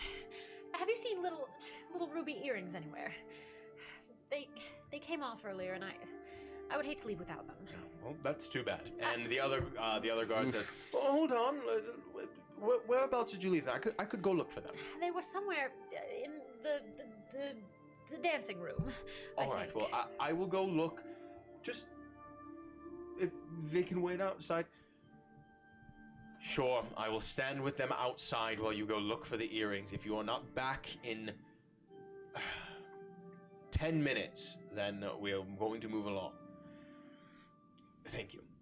I will go look post haste. Thank you so much. He turns and rushes into the dance hall, and you are escorted outside into the courtyard. The other two just sort of stand there at the precipice of the door as it shuts behind them, and the one robed figure walks up to one of the guards outside with the quill and whispers something in their ear, and he just sort of flick, flick, flick. Big circle in the book, and then closes the book, and then hands the quill over to the halfling, and just the halfling makes his way back inside, and the other guard just sort of folds his hands and just stands there and looks at you. So,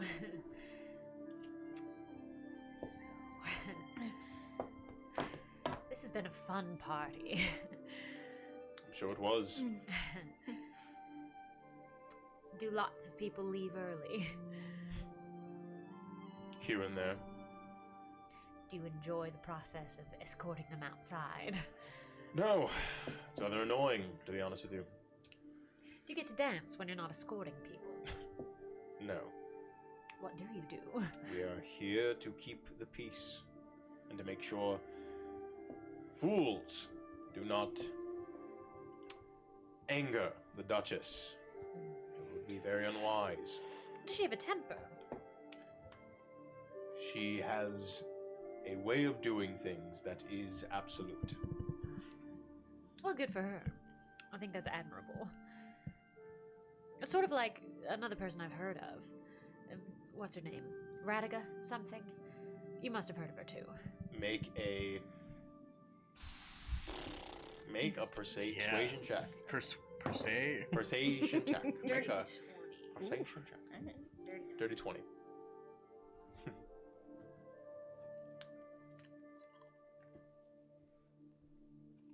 I wouldn't call Radiga's temperament absolute. Probably the opposite. Really? How would you describe Radiga? Recently? Since I last saw her, she's been erratic. How strange. You're the second person to describe her that way. Doesn't surprise me. What do you think explains that? Don't know. Yeah, you say recently. Was there Correct. a sudden shift at some point? She was amiable before. Attended the parties. No one's seen her in a little while. She was invited this week, as she normally is. Some folks have said that she's become ornery. How strange. I wonder what would cause such a thing. I know that she had a spat with Madame Savant. Oh. Well, what did Madame Savant say to provoke such a thing? Oh, I guess she made similar mistakes to what we did. Oh. And there was a falling out. That's all I know. Oh. But he didn't tell me much. Do you know Madame Savant? Make another persuasion check. 16. Archivist. Works in the museum. I wonder what she could have done to enrage Radka.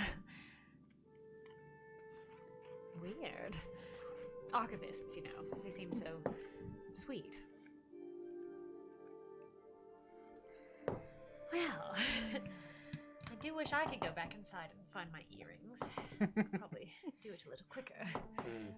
Too bad. Yes. Doesn't do well to ask so many questions.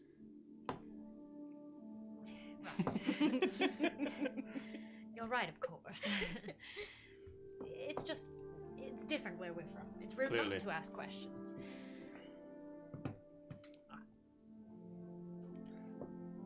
You're from around here.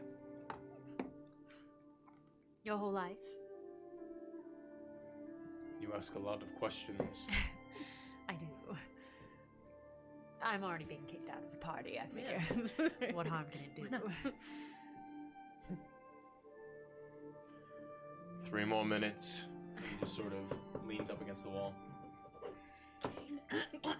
Any ideas? No. I've got one. What?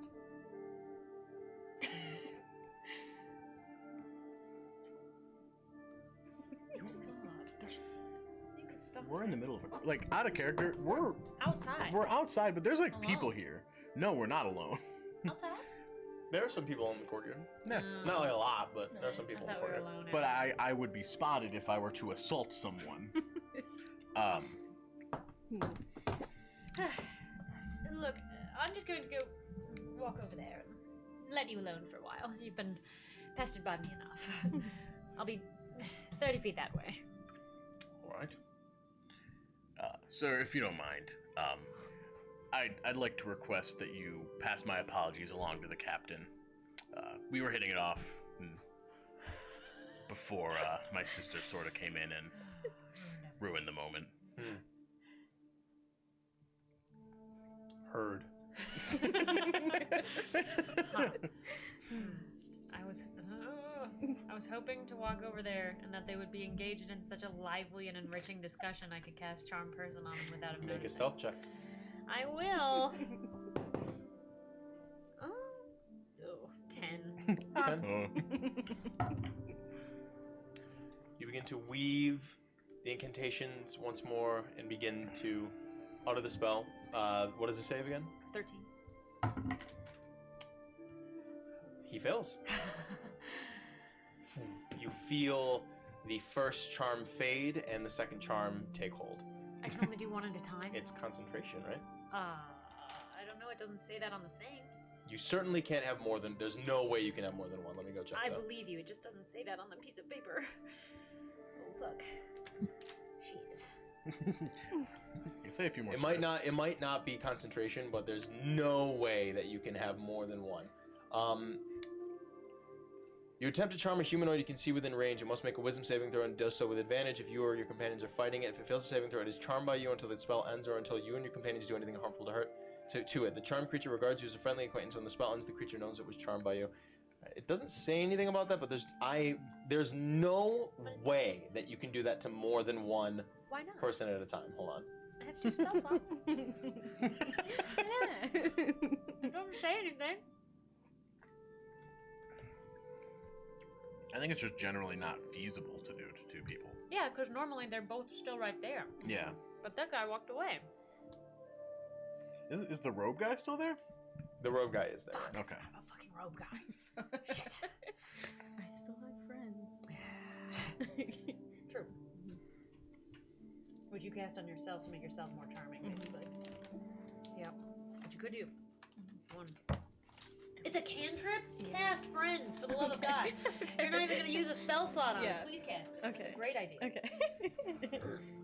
Do I wait until? Good question. Oh my gosh.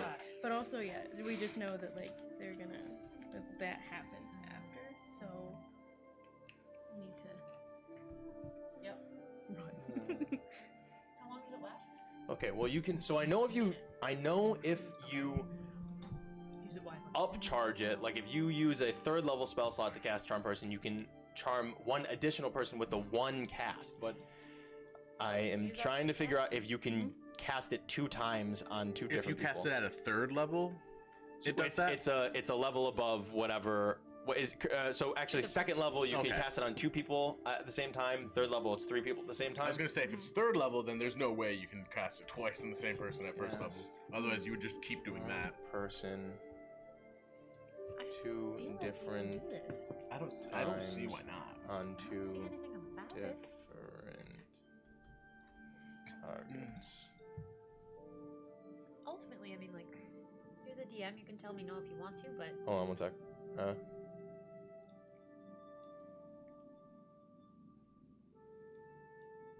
Okay. So a lot of these things are like you can subsequently charm a person, meaning like if the spell ends, you can re-charm them before the spell ends. Yeah. So hold on, it's just for whatever reason, I'm trying to reword this question like if many different times. if they succeeded the save. No, like if I failed the save, and then it gets up to the 59 minutes, Sure. and on the last minute of the hour you charm them again, you can do that. Yeah. But I'm trying to figure out if you can charm one person, and then with one spell, and then charm another person, and have them both be charmed at the same time. If it's not a concentration spell, I don't see Right, how. but I'm just trying to see if charm in general works that way. Sure. I'll look it up too. I'll play a little merge dimension. Well, Not can you- sponsored.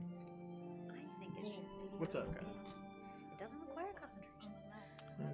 The spell screen says the trinity rejoins caster. The spell screen says the spell ends if you and your commanders do anything harmful to it. My friend believes that the creature under the effect regards the whole party as okay. No. It'll definitely become hostile towards us. It probably won't attack. The president. Okay, no, It's that's not hostile, it. but he won't attack. Some persons He will just explain. won't be open to any more like influence of ours. I think the main issue with any of this is that the second spell Sorry, you guys. I'm just trying to figure this out. I just want to make sure. That one only lasts a minute. Yeah. Can I just keep doing it? Since it's Charm person. No, because they're gonna realize it. You're gonna hit them with a spell again, and there's gonna be. Yeah, I don't think that's.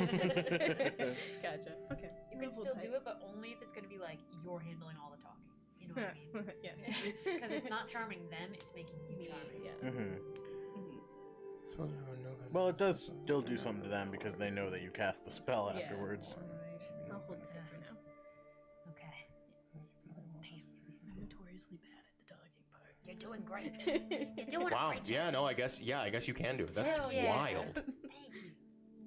God bless. Yeah. The only reason why I think why in my head it doesn't make sense because that's insanely powerful. It is insanely powerful.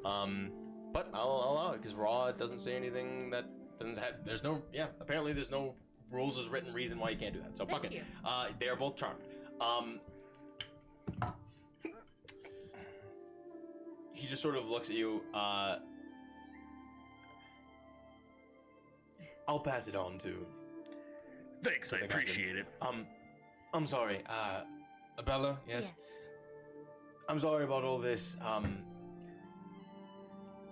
Some folk were muttering about these 3 siblings that came in, and there was a bit of talk about how you were ruffling some feathers and being a little bit not up to par when it comes to etiquette. Word got back to us. Apparently there was a situation with the captain. We were told to escort you out and away. If it makes you feel any better, the party's not going to be going on for too much longer. I'm very sorry about this. We can stay to find the rest of your the other bits of your earrings, or I can give my associate a bit more time. I'm very sorry about that. I totally understand. You, Kane, you notice that the robed figure is just like obviously like what the fuck? But he's not necessarily saying anything about it. He's just like very, very suspicious. Yeah. You see he begins to lift up his hand again and begins to trace something in the air. Same situation. I sort of like lean over and instead of actually saying anything, I just go and like. Oh, by the way, why is the party ending so soon? Well, it usually comes to a close not too long after dusk. and then you see I was the. trying to ask the other guy. Oh. Just to interrupt her shit. You make a persuasion check with disadvantage. Fair enough. Oh, it's No. really bad. So shit. Fucking 6. Okay. He ignores you, and he moves to complete the casting of the spell. I'll allow you to make any of you to make one simple action if you'd like to try to. Oi, oi, oi, oi. Do something.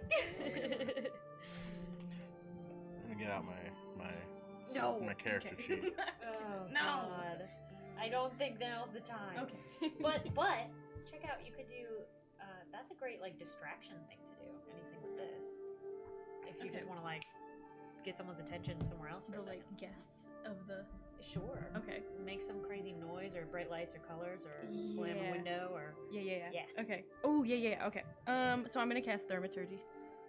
Okay. What abouts are you doing? I'm gonna go the farthest window and shatter that. Make a shatter sound. So someone Okay, thinks you make that a they're- shatter sound nearby. Fuck yeah. Go ahead and make a deception check with advantage Okay. because of the casting of thaumaturgy. Okay. Not that one, right? Skills. Okay. And roll your And- d20. Okay. That is a 17. 17. Yeah. You hear out in the distance behind you, and the robe figure ceases the casting, just sort of looks around, and the other guard, oh god, and the robe figure says, "Well, go check it out." And he says, "I heard it down that way." And stay put. Go and make sure everyone's safe. And the charmed guard makes his way towards, ways away. The robe fellow just sort of crosses his arms and watches him like move away.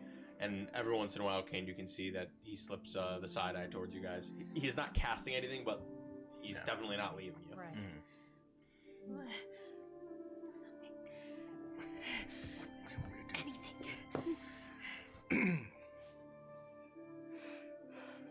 So,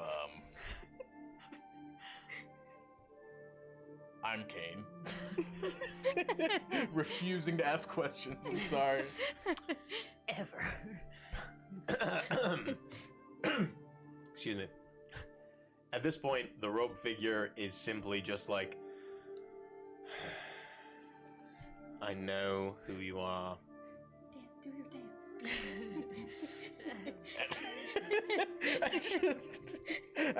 Start dancing. No. Better. Yeah, I can, check this out. And I just start, like, flexing.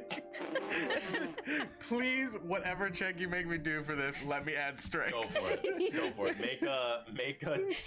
Make a deception check, but with strength.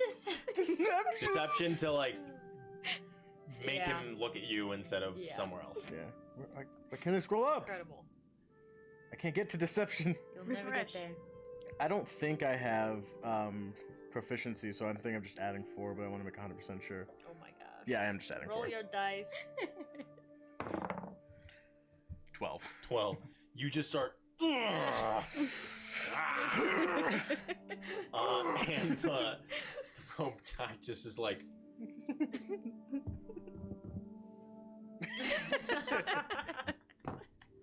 Is it possible to just wear him down to tears?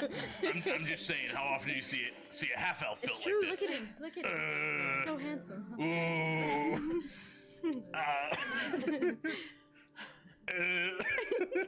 Impressed? Do you want to arm wrestle?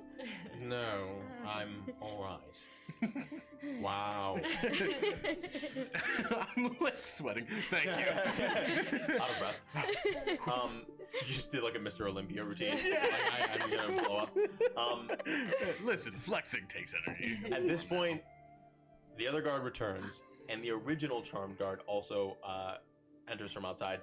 And they both start talking at the same time. They go, "Oh, sorry." Oh, no. And the guard who came in from inside the estate looking for the earring says, "I'm so sorry. I wasn't not able to find ruby earrings. I'm so sorry about that." And the other charm guard just says, "Well, we can wait a little longer. That's fine. We both can go back inside if you'd like to go take a look. I'm sorry. I wish we could let you back in. I understand. Frankly, would it be easier if I promised not to speak to a soul? Would it be easier for me to just go look in the place where I think I left them? It would be easy, and the robe figure says, "You can stay here. You two can go look for them yourselves if you'd like. You are not allowed back inside, so saith the Duchess. And Understand. you two would do well to keep in remembrance of that." Right. My dear, please believe me when I say that I would love to let you back inside to find your earrings. It is of grave circumstance that you are not to be seen inside again, this night at the very least.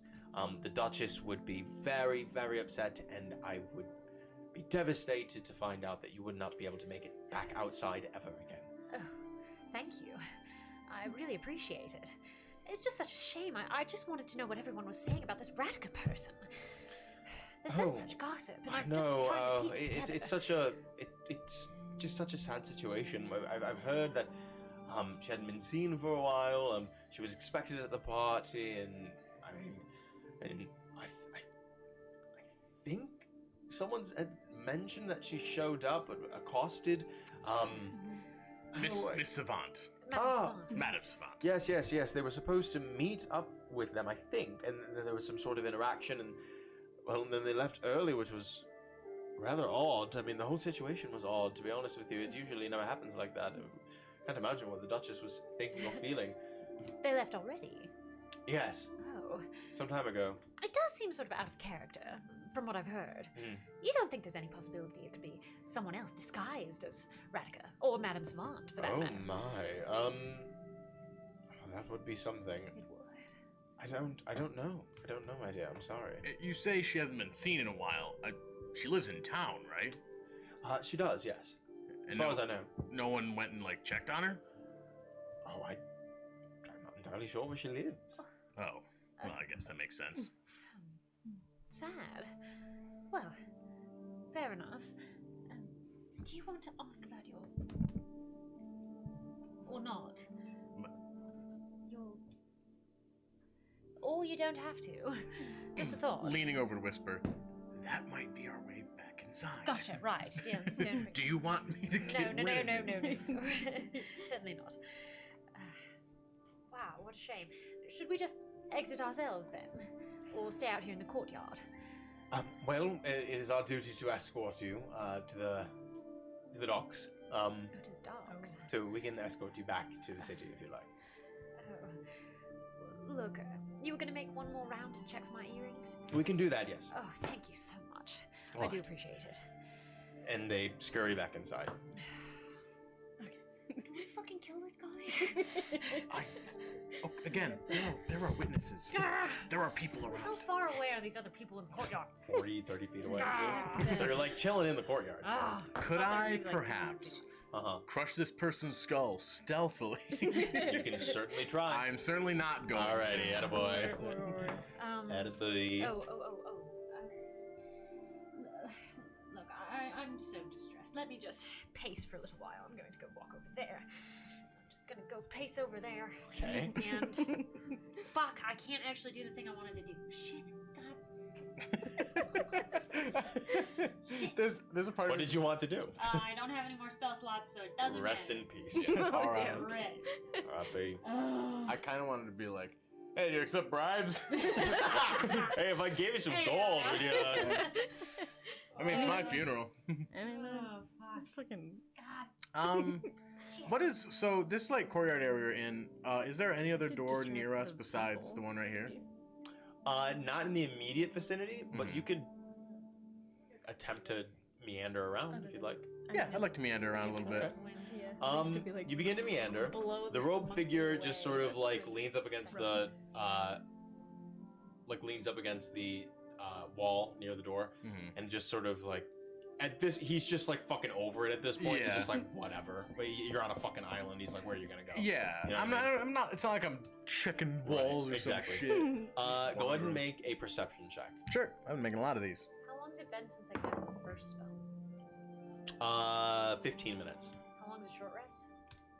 Half an 30? hour. 12. 12. You can do an arduous rally if you'd like. I'll allow that. You can do an arduous rally? That would do nothing for me. I know. But you It's can. crazy. Why can I do an arduous rally? I'm saying, I Anyone just can said do I'm an arduous- allowing. Well, yeah. technically it would be level 5.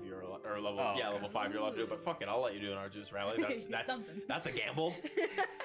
Just remember that you will suffer from exhaustion. What does it? I forget what it does. You have disadvantage Disadvantage on on everything. all skill checks and attack rolls. Why would I do it? You get your spell slots. Back. Really? Oh no, no you don't. That's not not as what a it wizard. means. Oh yeah. It's Yeah, HP. Yeah, I forgot about that. Sorcerers get their spell slots back. You get disadvantage on everything and you get exhausted. That's what you can do. Why? Well, that's 10 minutes after. Gotcha. Yeah. But I forgot that wizards don't get their spell slots back except on a long rest. Actually, but I do. That's why I was asking. You get spell slots back on a short rest? Yeah, it's something to do with arcane recovery. Once per day when you finish a short rest, you can choose. Once per day. Yeah. Got it. Yeah. Then you can do that if you want to arduous rally. Get your spell slots back. Which means it's as if we've had enough time for a short rest, even though we haven't. You take That's why. you take 10 minutes to take a short rest, and then 10 minutes after that, you take an exhaustion point. Fuck it. Let's fucking do it. Okay. What did you get on your perception check? 14. 14.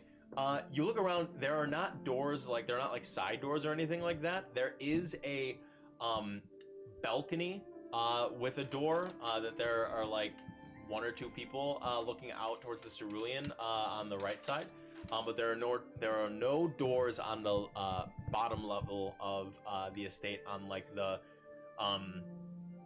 one side that you went to look around. You do sort of loop back around.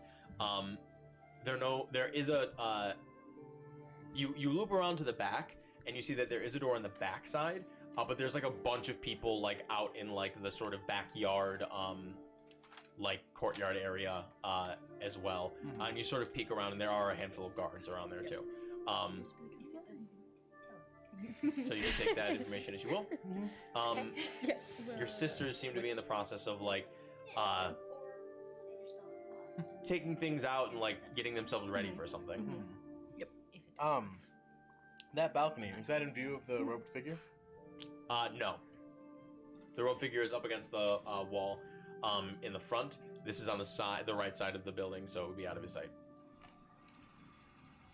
I bet I could climb up there. There are people on the balcony. Yeah, how drunk do they look? Make a insight check. Okay. I'm climbing up there.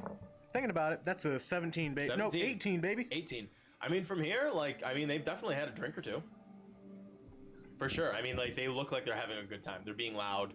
Like, you're pretty sure that they're drunk. You're gonna climb the balcony Climb up to it, yeah. in front of this man right now. He can't see me. Oh, okay. Yeah, I asked about that. I was making sure. I know. Okay. Good for you. And there just are people up there, but they look drunk. And you know what? I bet if I act a little drunk, they'll think it's hilarious that I'm climbing up Party there. guy. Yeah. So I'm actually gonna make sort of a spectacle about it. Sure. I'm gonna look up there and like wave to them, just see how they react to that. Okay, make a persuasion check with advantage. Sure.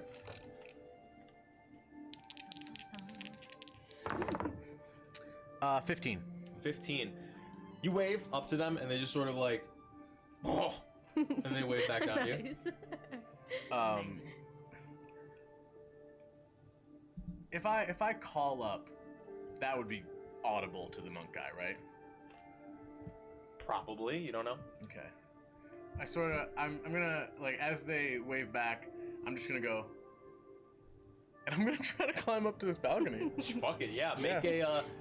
Make an athletics check. Oh, good thing you said athletics. That's a 24, my dude. Oh, Yeah, my. you grab onto the brick outside wall and just like dig your very muscular fingers into the like little ridges in between. You just start fucking climbing up, and they're like, "Gods above, what the fuck?" And like they're just like, "Fuck yeah!" Right? Yeah, dude. And you just you climb up there, no problem. 2 rounds it takes you to get up, and you just sort of hop up on the side, and they're like, "Holy shit! Right? You're the coolest motherfucker we've seen here." Nice to meet you, man. My name's Kane Lavery. Oh, Kane Lavieri, it's a pleasure to meet you. Name is Donna, and this one is Ricker. Nice to meet you guys. I love the energy. It's so much fun. Yeah, hell yeah, brother. What are you doing down there on the bottom there? Oh, I was getting some air earlier, and I thought it'd be fun to make more of an entrance coming back in. Yeah, hell yeah, sounds good. Yeah. You're gonna make it just in time for the send-off. The send-off. Yeah, the Grand Duchess comes on. We all crowd into the to the dance floor, and then she gives a little like, "Thanks for coming," and then we all get one last drink, and we're sent home with our gift bag. Well, I'm glad I made it back in time. I did not know that was going on. You gotta stick with the two of us. We'll get Absolutely. gift bags together. We'll take a shot together. It'll be a good time. Hell yeah, brother. Fuck yeah! And he swings a arm around your neck, and they walk you inside. You two. The monk guy. Look, as long as we're going back to the docks anyway, do you mind if we change out of these nice clothes? We'll step over there by a bush or something, but I don't want to wear this home. Just don't look. All right, Make a persuasion check. With disadvantage. No. Sketchiest shit I've heard in I my know. life. 6. He just sort of narrows his eyes. Why don't you just sit on the stairs and wait? You can't expect me to wear this home. Everyone wears what they wore here home. Have you noticed that everyone else's clothes are knockoffs? And he just sort of... No wonder you got kicked out of the spa. You have to have seen it. Anyone with eyes can notice. And yet no one brings it up. I wonder why. Sit down. God's above. And he just sort of leans back up.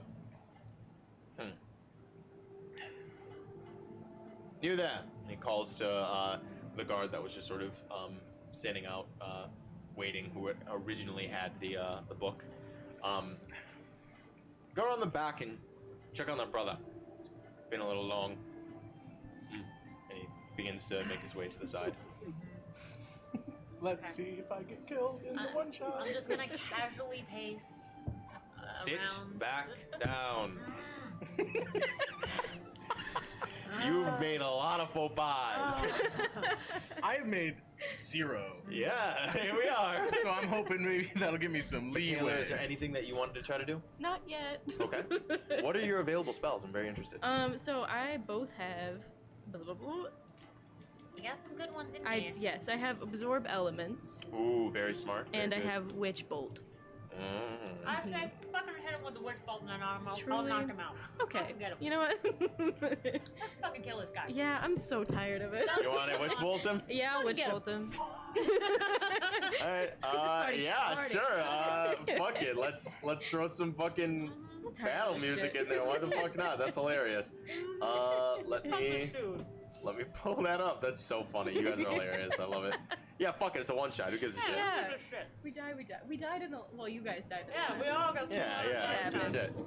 All right. So, witch bolt. Yes. Do you have to roll to attack, or do I need to make a save? So. I don't know. I don't think so. Wow. Concentration. It doesn't say. It doesn't say. Wow, that's weird. It must just be a you roll a hit, I guess, but what the hell? Now, what does this mean? I'm looking it up right now. Okay.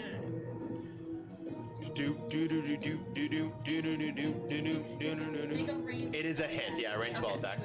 Okay. So roll a d20 and add your spell attack modifier. And then I would find where the. It's probably something anywhere between +3 and +5. Your charisma, I believe, is up It's this guy, right? 3. Modifier spell Yes. attack. Yep. So which Spell attack. Oh, 6. Okay. That is at 18. Fucking hits. Excuse me, I keep. Okay. And that's also a d20. No, it's God. not gonna be I had cheese earlier, chat, and so it's in my throat. I'm having cheese right now, baby. Fuck yeah, Hell baby. yeah. I would give anything to eat a salam. Do you want me to Do you toss want Alright, some? so- he's I got a bag you fasting. can have if you want to have it tomorrow. Where's the d? Which one's d20? I might take you up on that. This one. Yeah. Oh no. Oh, fucking sad. Did you roll the d12? Yeah, it's a 1. 1? Oh, it's up. Does it add anything to that? It's just a No, it's just a D12. But on subsequent turns, you can use your action to automatically deal 1d12 lightning damage instead of having to hit again. Okay. It's a concentration spell now. Okay. You loose your hand out against this monk, and it blasts him in the chest with a bolt of electricity. How dare you! Go ahead and roll initiative. That's so funny. I love it here. We're all rolling initiative? No. I can't imagine. You're not Yeah, here, I you're guess. not in the And that's a combat, but D20. this is so funny. Immediately, a handful of folk near like the stables just go, "Ah!" and they like retreat back toward like the docks and just run away at this. That's so fucking funny. Okay, 1 sec. I need another new dice. Okay, Jenna, what'd you get? Natural 1 on initiative, my Amazing. friend. I have a 9. This is my 4th natural 1 of the evening. That is tough. It's tough, So tough. brother. Okay, so the monk man just sort of like looks at you aghast and just Are you fucking serious? he's just so like appalled that you would do something like this. He immediately begins to weave his hands in the air, and he holds his hands out and he just says,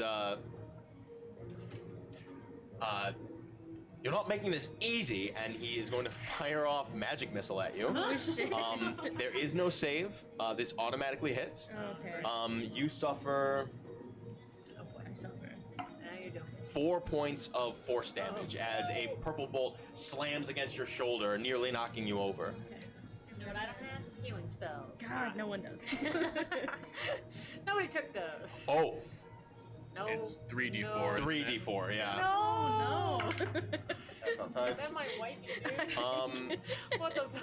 An additional 2 points of force, and an additional 5 points of force. Dude. So you, and you just are knocked over onto the side, unconscious. Kane. Go ahead and make a death saving throw. Kane. Is that a D20? That is a d20. Over here. I'm inside. Oh, you're in already? Oh yeah. In. Oh, shit. Are there any modifiers on that? Immediately, as soon as you walk inside, you turn to Michaela. Yeah, fucking blast him. Jesus Christ. Kills me. So do I have any modifiers on that? You don't on death saves, It's no. a 17. You pass. Okay. If you want want- anything you want 10 and over above, Okay, Everything cool. above 10 is Cool. great. you make 1 success. So go ahead and just write somewhere 1 success. Okay. Jenna, it is your turn. Yep. This monk man just fucking blasts. Just fucking blasts your sister, Oh. and she is knocked unconscious to beside you. Oh my god.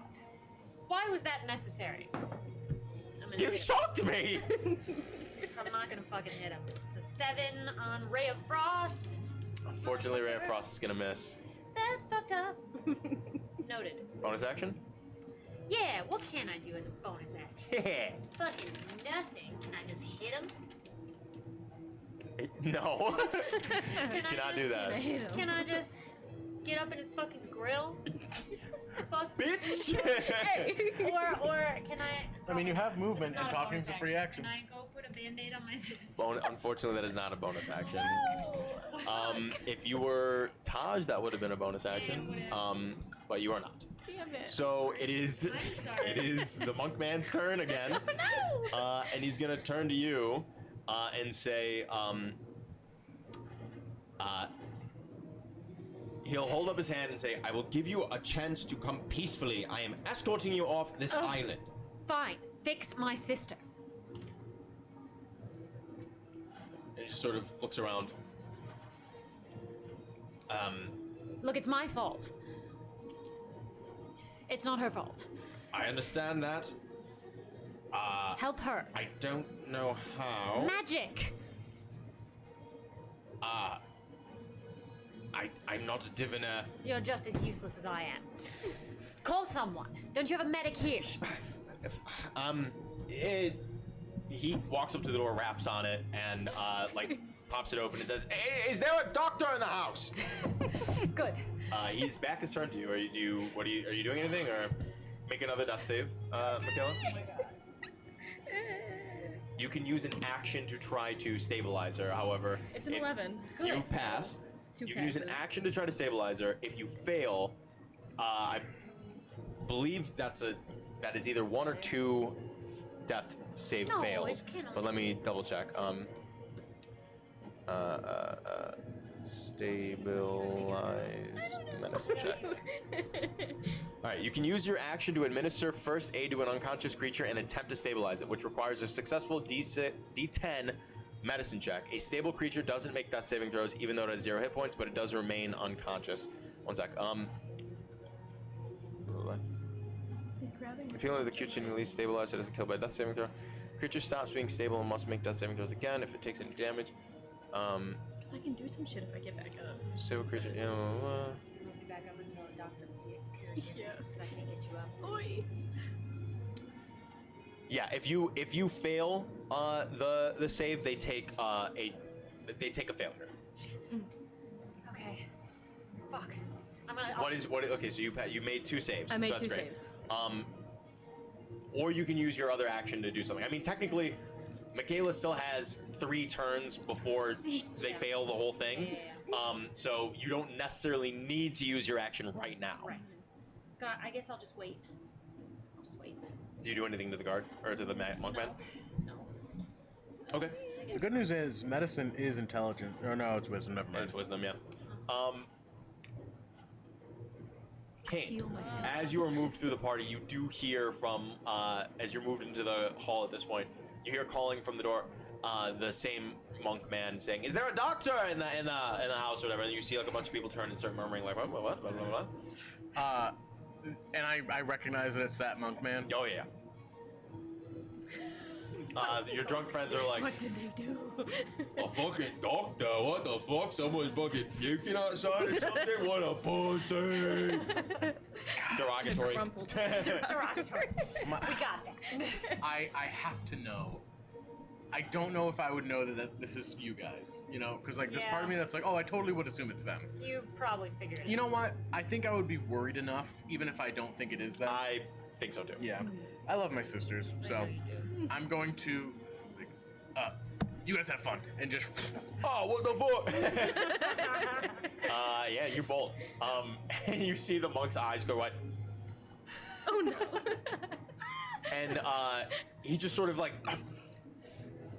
oh, and he shuts the door in front of you as you are trying to go outside. He can't like hold it from you, so Yeah. but So strong. he does. So he's holding the door. You can use an action to open the door and like break through that sort of. Do I want to pull? Because I pull the door towards me, right? That is correct. You can barrel through if you want. That's kind of what I'm thinking. You can certainly try. I'm thinking, Fuck like, shit up. are these like really thick doors? Are these reinforced? They're thick, but you're thicker. I am pretty thick. Yeah. Yeah, you know what? I'm gonna barrel right Bust through. it, brother. Fuck it. Bust through. Yeah. This is just a straight strength check. Yes. Cool. 13. 13. You rush, and well, you are getting a running start, so go ahead and roll with advantage. Dope. 13. 13. You slam your shoulder against the door, and it buckles, and you're at least Bella, you hear, and I'm hoping I at least bounced him off. oh yeah, he bounces off for a second, Yeah. and it's just like, I cannot believe this is happening. Please. And you open the door, and Bella, you do see Kane standing in the Kane. frameway of the door, and says, and he holds up his, the monk man holds up his hand and says, "Everyone, just stop this." If you'll allow me, Yes. I would like to step up to him until he is touching my chest. Do something. Make an intimidation check. Can I add my Yes, you strength to can. this? Because he did just see it in action. Do something. Um, He's touching your rippling muscles. He's scared plus as fuck. 6. We're erect. It's gonna be a dirty 20. He just sort of just like moves over to the side. Make another death saving throw. Pass. Oh my god. It's a 14! Yes! Sheesh. You see Naveen's breath begin to sort of slow and stabilize, and you are stable. You no longer have to make saves. You are Okay. still unconscious. Okay. But you don't have to worry. You're not dying Yeah. actively. Yeah. And he just sort of like Okay. Please, is there a doctor? Someone who can revive her? I called for one. There's no doctors at the entire party. I don't know. You're that came barreling through. There's hundreds of people here. No There's one like could do 800 medicine. people here. He just sort of like looks her over for a sec. She's breathing. I know. I'd like her to be awake. I think it's probably best if you just move on, make your way out of here, just get out of everyone's hair before Please. the Duchess sees. Everyone, is there a medic inside? My Make- sister's unconscious. Make a persuasion check with straight persuasion check. What's happening in this town? 9 or something? 9. You call into the hallway where everyone is staring at you guys now, and everyone is just like, "Oh my." You're joking. I'm not. You have, for all intents and purposes, word has spread throughout this whole party that you three in particular are bad news and all this shit. You've been thrown out. Clearly, there's been a weird situation happening. He just Fuck's sake. threw himself against the door in front of a bunch of people, and then threatened one of the robed men, also in front of people. You've done really well. And everyone is just like, wow, these bitches. You know what I mean? Everyone's like, couldn't be me. And they all are just like a sea of masses. They're just staring at you. And you see at the top of the stairs, in floating, making her way down the staircase, the red silked dress and beautiful bird mask of the Grand Duchess, just sort of floating down with her hands sort of clasped in front of her chest, just floating, and people are just sort of like and like parting the sea for her to start making her way towards you. You have no reason to help me, but help me. Help. The highest DC ever, dude. Yeah, it's not gonna fucking work. Do you know what either of those were? They both went Yeah, into the plate. I got it. It's fucking 9 again. Fine. And I just pick up my sister's unconscious body. I just want to run away with my sister's unconscious body as far and as fast as possible. We did great. Today's first TD. We got like 3 clues at best, and then caused a huge scene and ran away. Welcome to Dungeons and Dragons. Oh my god, you guys. It's so cute. I'm like, I don't have to tell you. Go ahead. Before I leave, I do want to turn back to the monk guy and be like, Yeah. Captain LaSalle would be ashamed. And then I'm gonna leave with them. Yes.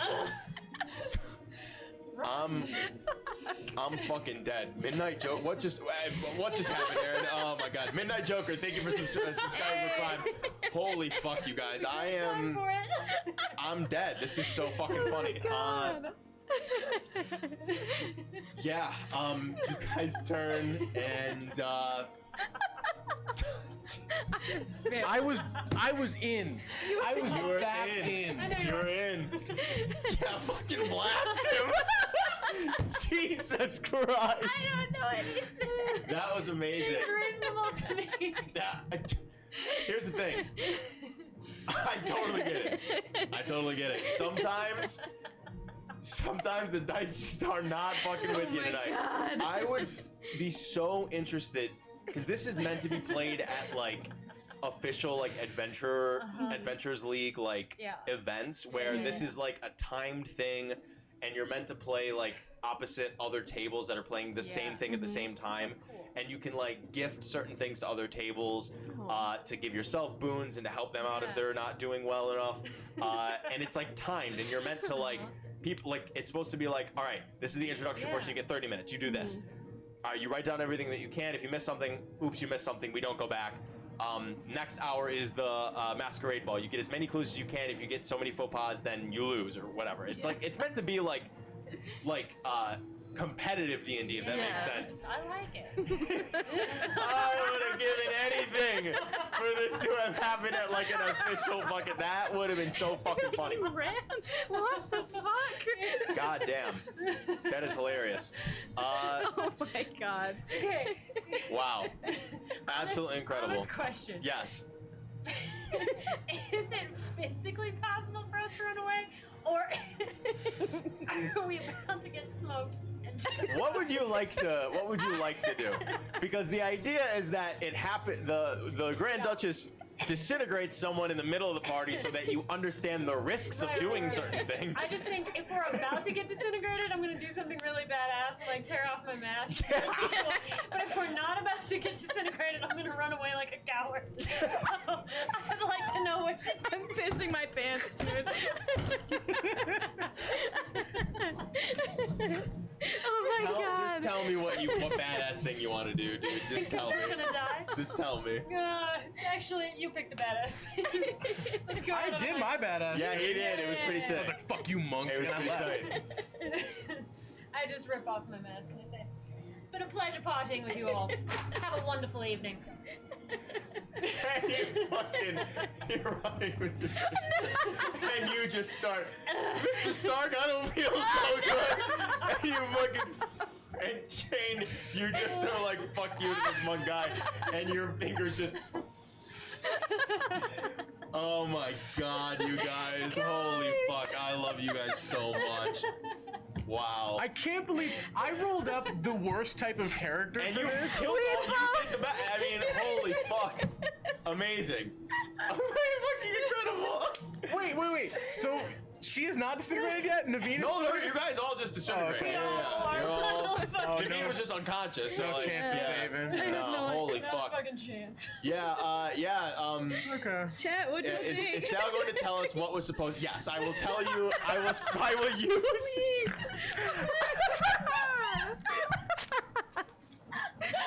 What was it supposed to be? Oh my god, you guys, this is fucking hilarious. I will tell you what was supposed to happen. Okay, I'm gonna switch back to like more of an ambient. Wow, I'm fucking dead. That was so funny. Oh my god. Knowing you, Bill. Wow. Okay, yes. So I'll take some time right now. Let's chat, you guys. Let's just Yeah, let's fucking kick chat. back and chat. We got time. So, alright, that's loud. God damn, that's so funny. We were acting here trying to guess the ending, and these motherfuckers just get murked. Yeah, man. Yeah. So, okay, so this is a one shot that is derived from a series of one shots, which I know sounds like, all right, well, isn't that just an adventure? Yes and no. Wizards of the Coast has something called the Adventurers League, and it's as close to like competitive D&D as you can get. It's meant to be run like at an event and stuff like that, and it's meant to be happening like in conjunction with a lot of other groups that are playing the same module all at the same time, right? So there's this module that they recently came out with because they put out a product called I think Van Richten's Guide to Ravenloft. Ravenloft is the official Dungeons and Dragons realm where like Barovia is in. So like probably the most famous D&D module in history is Curse of Strahd. Strahd von Zarovich is like the D&D vampire. Like if there was Count Dracula, there is Count von Zarovich. And he actually, fun fact for everybody else too, in the original campaign that myself and Jenna were a part of with Matt and two of our other friends before Garrett joined us, in the original campaign, the very first villain that I introduced, his name is Sirius, is based on Strahd. And that whole encounter in Red Keep is based on Curse of Strahd. So they put out a sort of supplementary, was the Duchess a vampire? Yes, the Duchess was a vampire.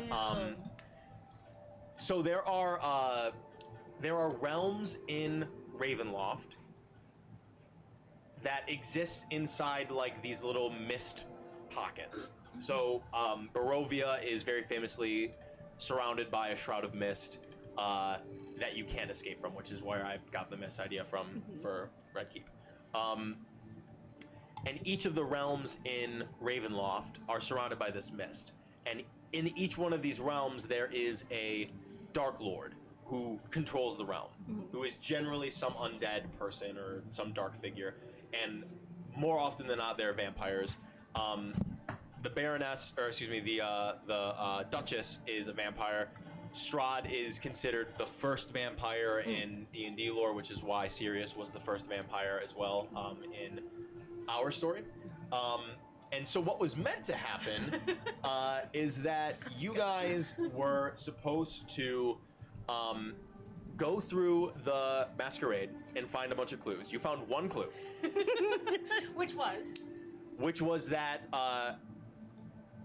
Radigan, whatever the fuck her name was. Madam. Radiga. Radiga had an appointment with Madame Savant and was rude to her. So she committed a faux pas. Guess what, y'all? I got the clue. You did get the clue, Michaela. Out of everyone, you guys had talked to like 3 people before you talked to a 4th person. Every one of the people that stood out to you were meant to give you a clue. Yeah. But none of you asked about Radiga until the 4th person. Yeah. I was gonna ask about Radiga to Captain Yeah. LaSalle. Yes.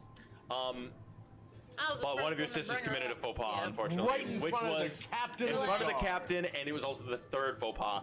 You are allotted 3 faux pas total, and then you are going to be approached by a guard group. You would be given opportunities to deal with that, which you were, and then you would to be escorted outside. If you were to get into combat with them. And not be able to essentially is like if you can't deal with them in like 1 round, then shit's gonna get real fast. It did. But what was hold on, let me look up how many clues there are total. I think there's like 8 or 9 clues total. What's up with the key and the earrings? What are they? Yeah, we doing? found those. Yes. So there are some things that I did change because a lot of the stuff that you find, there's also like 6 things that you could have found. A lot of the stuff that you find are just like minimal things that you can just return to some of the guests, and that will get you like advantage on certain things.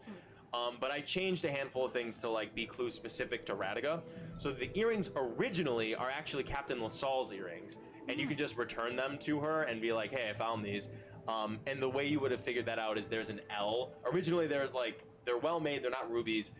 And they're like they're in the shape of like an L or something, and you'd be like, oh, who's an L that we found, Captain LaSalle? Let's go give them back, and then you would get advantage in the next part of whatever because you return those earrings. But I changed it to where the ruby earrings were the ruby earrings belong to Ariadne, but the purse belongs to Radiga. Gotcha. Ooh. Yes. You never brought up Radiga to Ariadne. Which would have sparked something because they are actually good friends, and she lent the earrings to her. So that would have been like a weird situation. She would have been like, "Oh, I saw her earlier today, and I lent these earrings. Where did you find these?" Then there could be like, "Oh, that's very, very weird. She probably could have gone here." And then that's another place where you could have gone, which was, I think it was like another. Hold on, let me see. The theater or something like that. She's like, "Oh." She might have went back to the theater. We were supposed to meet each other later because Ariadne was going to perform after the shindig. There's also straight up like 7 other people you could have met. Didn't do that. We Nope. didn't. Then you were meant to like go into the streets and try to discover things. Hold on, I'm going to check chat just real quick. Hey, we almost made it to the streets. You almost made it to the streets. What was the copper key supposed to unlock? Yeah. How long is the adventure supposed to take in the competitive environment? So, great questions. So the copper key was another thing that was just meant to be returned to an NPC that would just grant you advantage on something in the next portion. But I changed that to be, it was meant to unlock a side room in the manor where you could have found guards' clothing. Or like guards' regalia and stuff, and then you use that further on. Were the guards wearing masks? They were not wearing masks. Okay, just LaSalle. Yes, because she's like she was invited as like an actual guest. How long is the adventure supposed to take in a competitive environment? 4 hours they get, which is perfect for us because we generally play from 6 to 10. So, but they are like rigid, where it's like You get 30 minutes for the introduction. You get an hour at the party. You get another hour at the on the streets, and then you get an hour at Radiga's apartment, where you would eventually take certain clues. It would lead you to her hidden apartment in a very specific like district or whatever that they say. Compared to our usual pace, that would be like 5 sessions. Oh, it would in our take that usual would take you quite a bit, yeah, at the usual pace. But let's. So in the beginning, before we started playing, I sat everybody down and was like, all right. Look, I didn't write this. I changed a few things. I think it'd be fun, which I had fun. I hope you guys had fun. I thought it was fucking ridiculous. I'm pissed. I had a great time. No, it was great. a good Michaela, I excuse hope to you had a bring good fancy time. shit too. Yeah, it was great. No, you're fine. And so, you're supposed. It's very rigid on the time. They there would be an announcer that is like, all right, time's up on the thing. Your DMs would then read you the next prompt to get you into the streets or whatever. You would do that. You were meant to follow the clues. Which would lead you to the apartment. We were meant to. You were meant to do that, yeah. And eventually that would lead you to Radiga's apartment. You would find out that... So in the original... So like I said, there are parts of multiple different Adventurers League one-shots. So this would mean to lead you to the next one. Like, it's supposed to leave on like a cliffhanger. You're not meant to find Radiga. You're meant to find her apartment, and then like a handful of things inside the apartment, like a bunch of letters between her and some other person that you don't know about, and then you're meant to like relay all this information back to the detective that hired you, and then you would all get like points based on how well you did and whatever, and that's like the game of it all. But I changed it because I wanted a resolute end. Which we got still. We got the resolute end. But I changed it so that instead of her not being there, Radiga would be there. She would have been. So she would be dealing with. She's possessed by some sort of weird spirit or whatever that you're meant to find out was an associate of Ariadne. And while they were friends, the earrings that Ariadne lent her were meant to like possess her, but Radiga fought against it, and had to deal with all this or whatever, and was going to ask Madame Savant for help because she knew that the archivist like knew some things or whatever, but she had a fit at the party and left. And subsequent, when she got the earrings from Ariadne, if you would have asked her more, she could have explained like, oh yeah, I lent them out to her like maybe like 2 weeks ago or something like that. And then you would find from someone else that, well, I hadn't seen her in like a couple weeks. This is way too cool for a one shot. We can play this over weeks and weeks. This is amazing. Yeah, that's why I picked it. And I was like, oh, we could play this in a cool one shot and like it'd be fun little smart things, and then all that. I would love to see a monthly one shot from the Adventurers Guild with Mika playing. Yeah, I think that's a great idea. Yeah, I'll get better at it next time. Yeah, we can figure that out. I want to talk to the group. I know that Critical Role does the last Thursday of every month or whatever. They all just sort of take a break from the campaign in general. I'm cool with that. I'm going to talk to everybody. This is only we generally only do this when people are like sick or something like that, so that's what I like to save it for. If we do come up with something like that, maybe like a bi-monthly thing, just so that we keep a good schedule, and like maybe I don't always have to DM it. That'd be fun for me. You know what I mean? Or at the very least, maybe like on a Wednesday, I just take a break, you guys run it here, and I go out with my girlfriend or something like that. Who knows? Or whatever. We'll figure something out. But that's a very good suggestion. Thank you, Aaron. You could just do it on an additional day rather. Oh, on an additional day, we could do that. The problem is that work scheduling is difficult. Our schedules, it took so much to get us on Wednesday. Yes, we literally moved things around specifically so that we are all free on Wednesday, and then every other day is a problem for all of us. Yeah, which is very funny. Who else does the DMing in the group? Everybody has DM'd in the group once, I believe, with the exception of Jamie. Yeah, I think Jamie's tried it and been like, nah.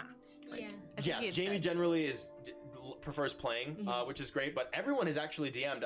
Jenna has been featured on the channel as a dungeon master, which I believe is up on the YouTube channel if you've missed it. It was our Christmas one-shot that we did, which was very funny. So funny. I got to play in it. I was a little under the weather with my voice. So I was Oh, recovering yeah. from a cold, so I The sound world's horrible in it. Sexiest mouse. Yes, I played a mouse, which was very fun.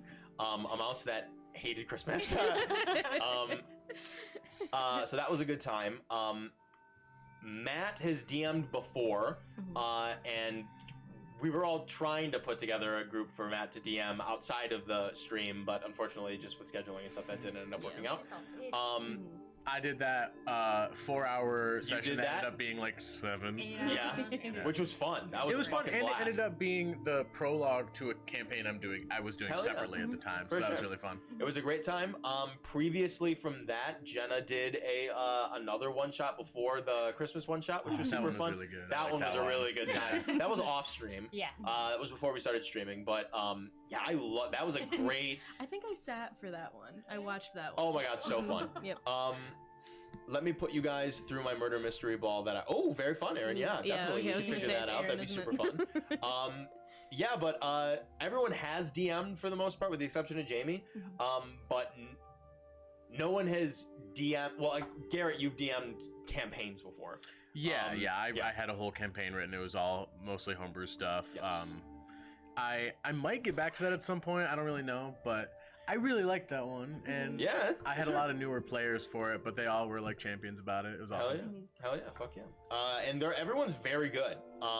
Garrett obviously has been doing it for a hot minute, or at least like has more practice than I have would say. started a couple campaigns Sure. that eventually petered out. it happens to every campaign. Yeah, exactly. Except this one. Yeah. Except this one, goddammit. We have but, the added pressure of doing a stream. Yeah, but yeah, if you guys haven't seen it, definitely check out the Christmas one shot. Jenna is a fantastic DM. We're hopefully gonna have Matt on to DM on stream soon. I think that would be very fun for everybody. And Matt's a wonderful DM as well. So yeah, maybe relatively soon. I mean, next month my birthday's coming up, Oh, so shit. maybe for my birthday we Get could to do. play. Maybe I could play a little game. That'd be fun. So I don't Actually, know. I mean, are we opening up to questions about the Yeah, we campaign? could Yeah, just fuck it. Yeah, why not? I mean, we've got like we basically have like an hour, at least 30 minutes We or something. could switch. I could sit in the DM If you want to, chair. you want to sit in the DM chair? Sure. Fuck She's yeah. gone mad with power. Yeah, fuck yeah. Why not? Sure. We'll chill, and then we All can the talk questions. about the campaign right now as well. Like Yeah. if you guys have any questions, I'll sit over there and we'll swap. Give me some And wine. yeah, hell yeah. I feel like If here, Michaela, I'll move the mouse for the actual desktop is still here, so you can Yeah. finicky with it. But just pay attention to the MacBook for the chat. But yeah, I'll swap with you, and we can just shoot the shit about the campaign right now. You guys can ask me questions. Yeah. So chat, just let us know if you have questions about the campaign. We're gonna chill. We're gonna chill here for like 30 minutes or whatever. So I'll as is swap. contractually As obligated. is contractually obligated. Yeah, I mean, we still have like 15 or so people chilling with us, so. And it looks better if we're streaming for the same amount of time. I think. Yeah, very true. Yeah. Oh my gosh. Yeah, look at these notes. He says Garrett's character in this reminded me of the character Buzz in the vintage video game Pit Fighter. What is Oh, Pit Buzz Fighter? from Pit Fighter. I don't think know. I've played Pit Fighter. Is it like Buzz This is Lightyear? wild. I did want my character to be more feral, but once I found out like the actual plot, I was like, I can't be that feral. I wanted to be like what is it, Dobby from the Thornberries, the Wild Thornberries? Donnie. Donnie. Fuck yeah, dude. Not- Holy shit. Like not to that extent. I think you should do that for our next one shot. You should just you have an intelligence of like 5 and you can't talk and all you do is but like you're constantly making the best choices about things. Absolutely, yeah, like super wise, but just Yeah. 5 intelligence. I For loved sure. in the Christmas one shot Jamie's little unhinged orphan girl who lives in the woods and the way that she Oh was my just god. disconnected from speech and reality. Jamie's, are you still gonna rock the wig the whole time? Yeah, I am. Powerful. I really like it. I don't want to take Well, this Michaela's off. got great hair. I mean, Let me No, take it's off the fair. wig. It's true. Yeah, Garrett, rip I the just wig off. tear it all I'll off. do So this good. for the rest of my life. Just kidding. It's a good I have to wig. give it back to me. But it's so yeah. beautiful. So okay, yeah. And then, I'm newer to the campaign. Please tell me that Kaz is a Six of Crow reference. Oh! A Six of Crow. Six of don't know Crows, the what that book. Who's new to the campaign? Oh, Fandom Library. Oh, Fandom Library. Yeah, they Fandom joined last Library. week. It's Word. nice to see you. I Thanks don't. for What coming. is Six of Crow? Oh, it's a really, really famous book, Six of Crows. So no is the answer. But Garrett doesn't read. Yeah. No, but I know what the book is. He's never learned. I know what book that is, though. That's amazing. I'm so happy. actually, my method for naming my characters is that I will think of sounds in my head. That you like? Yeah, 100%. I was like, I was like, okay, what do I name? I got an S. Wait, no, I want to make him Captain Kaz, but Kaz is gonna be his full name. Something with it. S. Sir Kaz, that's a name, right? Let's go. Yeah. I go through my baby name book, and I pick stuff with meanings that I like. I love that. Yeah, how'd you come up with Cassandra? Well, I knew that I wanted her to be able to tell the future and be a little prophet girl, so I was like, obviously I have to name her Cassandra because that's like, the future-telling mystic lady from, cute, cute, mysticism. But I was like, I gotta fuck with the spelling a little bit. And then I kind of secretly wanted somebody to nickname me Kiss, so I spelled it that way. That's and cute. It worked out great. So cute. Michaela, why don't you swap the screen to like Kaz stats or some shit like that? The mouse is right there. The Yeah, mouse you is want right to see there. a picture of Yeah, you're Kaz? good, you're good. Yeah. That way, like they can see like the character names and Yeah. like shit like that and whatnot. But yeah, do you guys want to? Yeah, do you guys have any questions like about the campaign you want to ask me or anything like that, or Michaela, if you have thought of anything or whatever? I have several, probably. Hit me with it, dude. Yeah, I I gotta mean, think what's about your it for a favorite moment. part of DMing? Of DMing in general, that's a great question. My favorite. I mean, I'm a writer by trade in general. We can Thank you. I just- And so, like, I love prepping the session. Like, it's very fun, just sort of thinking about all of the things that I think you guys will do. I think that's one of my favorite parts, just sort of sitting in my living room and just sort of giggling to myself, like writing things like, oh, the gang will love this, you know what I mean? Like, or whatever. Yeah. Or like getting to do fun stuff like putting the map together and surprising you guys with that kind of stuff. That's always fun. But probably my favorite thing is just like when I can just sort of like I present you with the stuff, and I'm like really blessed to have like players that are very much so cool with like interacting with each other, and they're not all you. Yeah, you guys don't always like look to me to like go like, okay, you're the DM, like tell me like what's like I did my role play now, like what? You know what I mean? It's I give you the situation and I have the NPCs you can interact with, but my favorite part is just sort of sitting back and just watching them, especially because like everyone is like a fucking talented, like fun to watch, and so it's nice to be an audience member every once in a while. My favorite attest to too that. is It's like great. yeah when like just you and I are like just Yeah. sort of sitting there and I'm just like when Garrett, oh my god, one of my favorite parts of the campaign so far has been when Kaz lost the duel. Oh my god. And so like good. that sort of little span of being on the boat after he lost to when they almost got off, like that bit of role play from Garrett was fucking awesome. So good. And so like that was fun for when like you guys would go role play with Garrett, and I'm just like sitting there like, Just letting it happen. damn, this shit's good. You know what I mean? Like, so that's my favorite part is just getting to watch. Yeah. You know what I mean? I like to watch. Yeah. Oh. Don't I? Doesn't everyone? Hard agree. So next question would be from Aaron, who wants to know, I would like to hear people's favorite characters they have ever played. Word. I guess we'll start with Garrett, because that makes sense. Oh man, I don't think I have had a character that I haven't fallen in love with a little That's bit. so true. I will say holds a special place in my heart, and I've managed to put him in a lot of the like campaigns that I've run. Oh is my God. one of my he was a barbarian named after a cut character from Aladdin. His name is Chazaz. That's so dope. Okay. But So I made him. I think this was with like third edition, 3.5. 3.5. Okay. This is I barely remember this. I was like 16 maybe at the time. I didn't even know you were playing that long. That was the first time I ever played. That's crazy. And so at that point, when you made a barbarian, they were immediately illiterate. Oh, good. And he had like a lot of fun backstory. It doesn't super matter, but he didn't know his actual family last name because like his clan was wiped out. So his full name was Chazaz fight stuff with a small drawing of a cat next to So it. good, dude. His So intelligence good. was like 6, which is dumber than like smarter animals. That's so fucking funny. Chaz fight stuff. That's and great. and like his whole thing is that he has like a heart of gold. He's Sure. just a super nice guy. At one point, they find like zombies of someone's parents, and they have to kill them. And someone's like, "Did like what happened to my parents on there, whatever?" And he goes, They did. "Sometimes parents die. Sometimes twice." Like, because I That's rolled good. so low on my like charm, That's so persuasion, good. whatever the fuck. It's Sometimes twice. It's like, I'm Very gonna bad. I'm gonna loop this into Aaron's next question too because it kind of makes sense. Was that your favorite role play scene as well? The one that I brought up? The one that you have just like Oh, listed. just said. Yeah. no, by far, I think the best character work that I've done has been during this campaign For with, sure. with Kaz. He had probably the most fleshed out backstory. As much as I loved Roscoe, which was a former character we played, he's there's like 7 episodes of him on stream. On YouTube. Oh no, not 7 episodes because he died like the second episode. But You played 2 other characters in that campaign. yeah, Yeah. neither of them lasted more than 4 sessions, I think. Yeah, you keep making.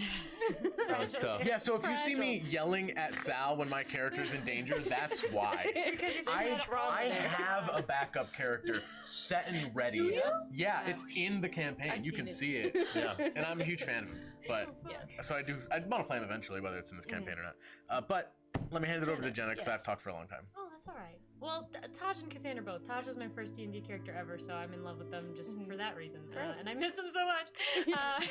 And Cassandra because it's the person I'm playing now, so it's like, it's just me. It's just Yeah. my That's your personality, so I baby. hope I like them. But also, right now, I'm playing in another sort of little campaign with other friends. You and have other campaigns? I've got a little one going on. What the fuck? I know. That's crazy. Oh, it's Wow. crazy, I know. And in that one, I'm playing a woman named Dasha, who's got a little bit of an Hot. accent like this. Love it. And she is a science educator, like a Miss Frizzle, but a little darker. Amazing. And she scares children with her science education. I love That's her. great. I'm in I love love with her. Nice. Yeah, I and was then Very your close to home. yeah, Yeah. yeah, shit. Yeah. And then your favorite role play scene as well. Oh, ever? Yes. Oh, Matt's gonna kill me if I don't say the one where he got to cry. No. That you have done. That you have done. I'm going to say specifically that you have I done. think- What's yeah. the difference? I believe that Acting was is the question. reacting, Karen. Very true. Very true. Oh, I it's the will current- knock Oh, that I'm so wig off. sorry. I misread it anyway. It was the current campaign. Okay. Oh, Either the from current your campaign. character or someone else's. So it could be. I don't know. I'm just enjoying the journey. I know that's Absolutely. a silly answer, but I'm just enjoying watching everybody's characters flesh out over time. I'm skipping one question. Oh no. Never mind. No, you keep going. Keep going. I will see come the back to question. it. Yeah. Hi, Matt. Matt misses us. Oh, I We miss you too, Matt. buddy. I mean, I DM most of the time. I'm kind of a forever DM. I've not played in like a full-on campaign, like through anything. Like I've played like a couple times like with my buddies or whatever, where my other friend is DM'd. But I guess my favorite NPC that I've played. Oh, I that was a actually good love. one. Well, I love Nemesio. Nemesio is definitely up there. I just love. I love introducing like really stylized characters. Nice. And Nemesio is definitely one of them. Mhm. But I think either Ovint Saint from the first campaign. He's great. And yeah, I think I'll probably, without seeming too cliche, I love my villains. So like I would say Nemesio from the first campaign as well. I mean, I love everything that we've done so far in this campaign. I love the NPCs that I've created, but I generally try I've led with before I've led with like one of my favorite NPCs that I've ever played in Sirius, with a very interesting backstory and all that stuff and all that. But I chose to not lead with that much of a force this campaign, just because I was like, I don't want to like revisit that. You know what I mean? And Yeah. Black Tongue is an amazing villain. True. by the Yes, way. but you haven't spent that much time with him. That's You true. had like maybe like 3 episodes with him, whereas like with Sirius you had like 20, I think, Yeah. 20, And it was 20 or so sessions. It was long. It was very long. That arc was a long time. But Black Tongue is strictly meant to be a villain you deal with now, and then probably we'll see down the line. Yeah, I So hope we do. I needed him to be interesting enough for you to be like, oh fuck. Hopefully we run into that guy again. You know what I mean? To either stop him or, in Matt's case, probably talk to him. But Nice. Can I intercept with my own question? Please. also? Yes. When will the NPCs return that we made? yes. I don't want to give that away That's fair. because you have to You keep can- watching. yeah. But don't. So I have not forgotten about them. Yeah, that's all that we need. Speaking of that, Yes. next week when we have Matt and Jamie back, we will have a reshuffling of prices, and the Creator NPC will be cheaper than it is now. For sure. I'm not going to guarantee that it's going to be like back to normal, Yeah. but it will be probably somewhere in between what it was and what it is now. Sounds good. And then the next question, so from Auntie B, as a new player, we kind of touched on this as well, so we can keep it kind of short. But as a new player, just wondering if you all are open to new players, or do you tend to stick with the same group of people, campaign to campaign? It's a great question. So I get around that by cheating on my main campaign and having other ones on the side. She's a cheater. You guys can correct me if you totally disagree with my answer, but I think when you find a group that has like really good like chemistry together and like gets along and vibes really well together and has the same schedule, Yeah, it's such a beautiful thing Absolutely. that I'm like, nobody touch anything. We're staying exactly the same for the next 7 years. Nobody move. That's kind of my opinion, and the way I get around it is just by playing lots of D&D with lots of different groups and other Yeah. people. Yeah. But that's my thought. What do you guys think? Sure. I mean, besides this campaign, I actually probably DM more than I play. I would say I don't shy away from new players. If I have a group that plays D&D regularly, I am sticking with that group because it's so hard to find a regular group. It's not out of like fear of adding someone to the table or anything like that. It's just that I know our schedule works. My other campaign is entirely different people. None of you are involved in it, and that was like 4 of them were sort of brand new to D&D. So I don't shy away from new people at all. It's just a matter of how many games do I want to play. For sure. I think the most important aspect of getting together to play, we literally all just said it and I'm about to reiterate it, is literally just finding people who have the same or have an available schedule to play with you. Let's just hypothetically say that happened and that's out of the way, right? So that's the number one thing, is to link up your schedule. If I had the perfect world or whatever, like I can arrange things how I wanted. If I have new players, number one, I literally ask all of my like friends. I'm like, oh yeah, we should play D&D together. Like, you know what I mean? Like I say that all the time, and I'm like, I'll DM for you, whatever. We'll figure it out. And I tell that to I'm still trying to figure it out with. I'm trying to get my girlfriend and our 2 mutual friends together to like play a session together, and we will. But like I do that to my friends all the time. I'm like, oh yeah, well next time you're in town, let's play D&D or whatever. Or like, oh, if I'm visiting, let's play D&D. And I don't. If you're a new player, like I mean, I've been DMing for 6 years now, going on 7, and I fucking love DMing for new players because I love the moment where people like fucking get it. Like, I'm not saying that like if you are competent and you care enough as a dungeon master to like really give someone like a fun time and a fun experience, which is your job, that your one job as a dungeon master is just to make sure people are either engaged or having fun or both, right? Like, especially if you're trying to run a specific campaign, you have a conversation with them and like, hey, this is going to be fun by proxy of playing, not I'm going to make this fun by wacky stuff. Yeah. That's fine too, but your 2 jobs, if not both of them as one, are to just be interesting or engaging and for people to be having fun, whether that means they're engaged so they're having fun or they're laughing so they're having, you know what I mean? Yeah. And the moment that happens for new players and they're like, oh shit, like I can do whatever I want, you know what I mean? Or like, oh, like I say this in a funny accent and something good happened, cool, I'm gonna keep trying to do that. And that's like great.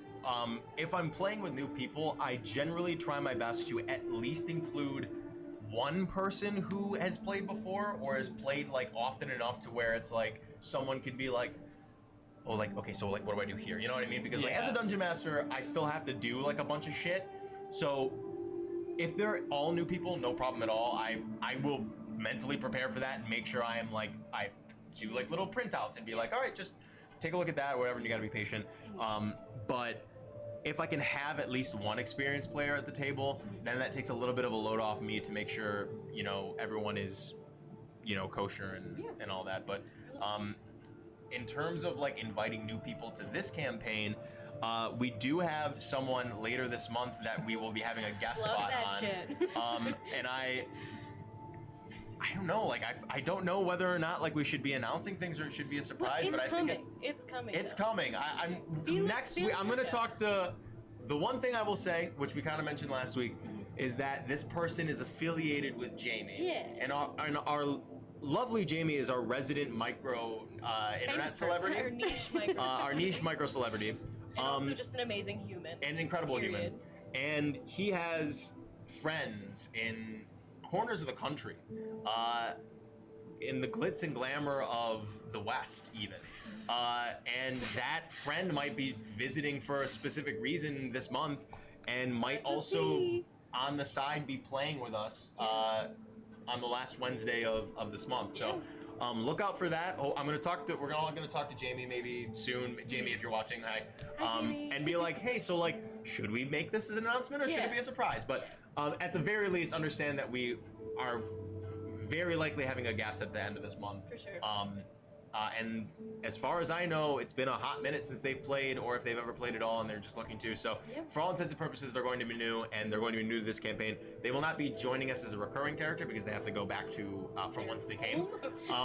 But we will be welcoming them in with open arms, and I hope you will too. So it'll be very fun.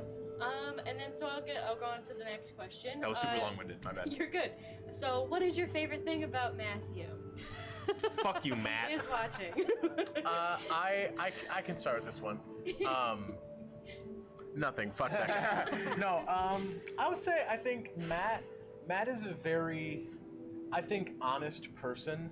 Not in the sense that he's like always telling the truth, which I mean he is, but I think there's a lot of emotional honesty with Matt, especially that comes out really good when he's acting. Yeah. Oh God. It's not that he's Very easy to connect with him. Oh, he's so easy, and like he's.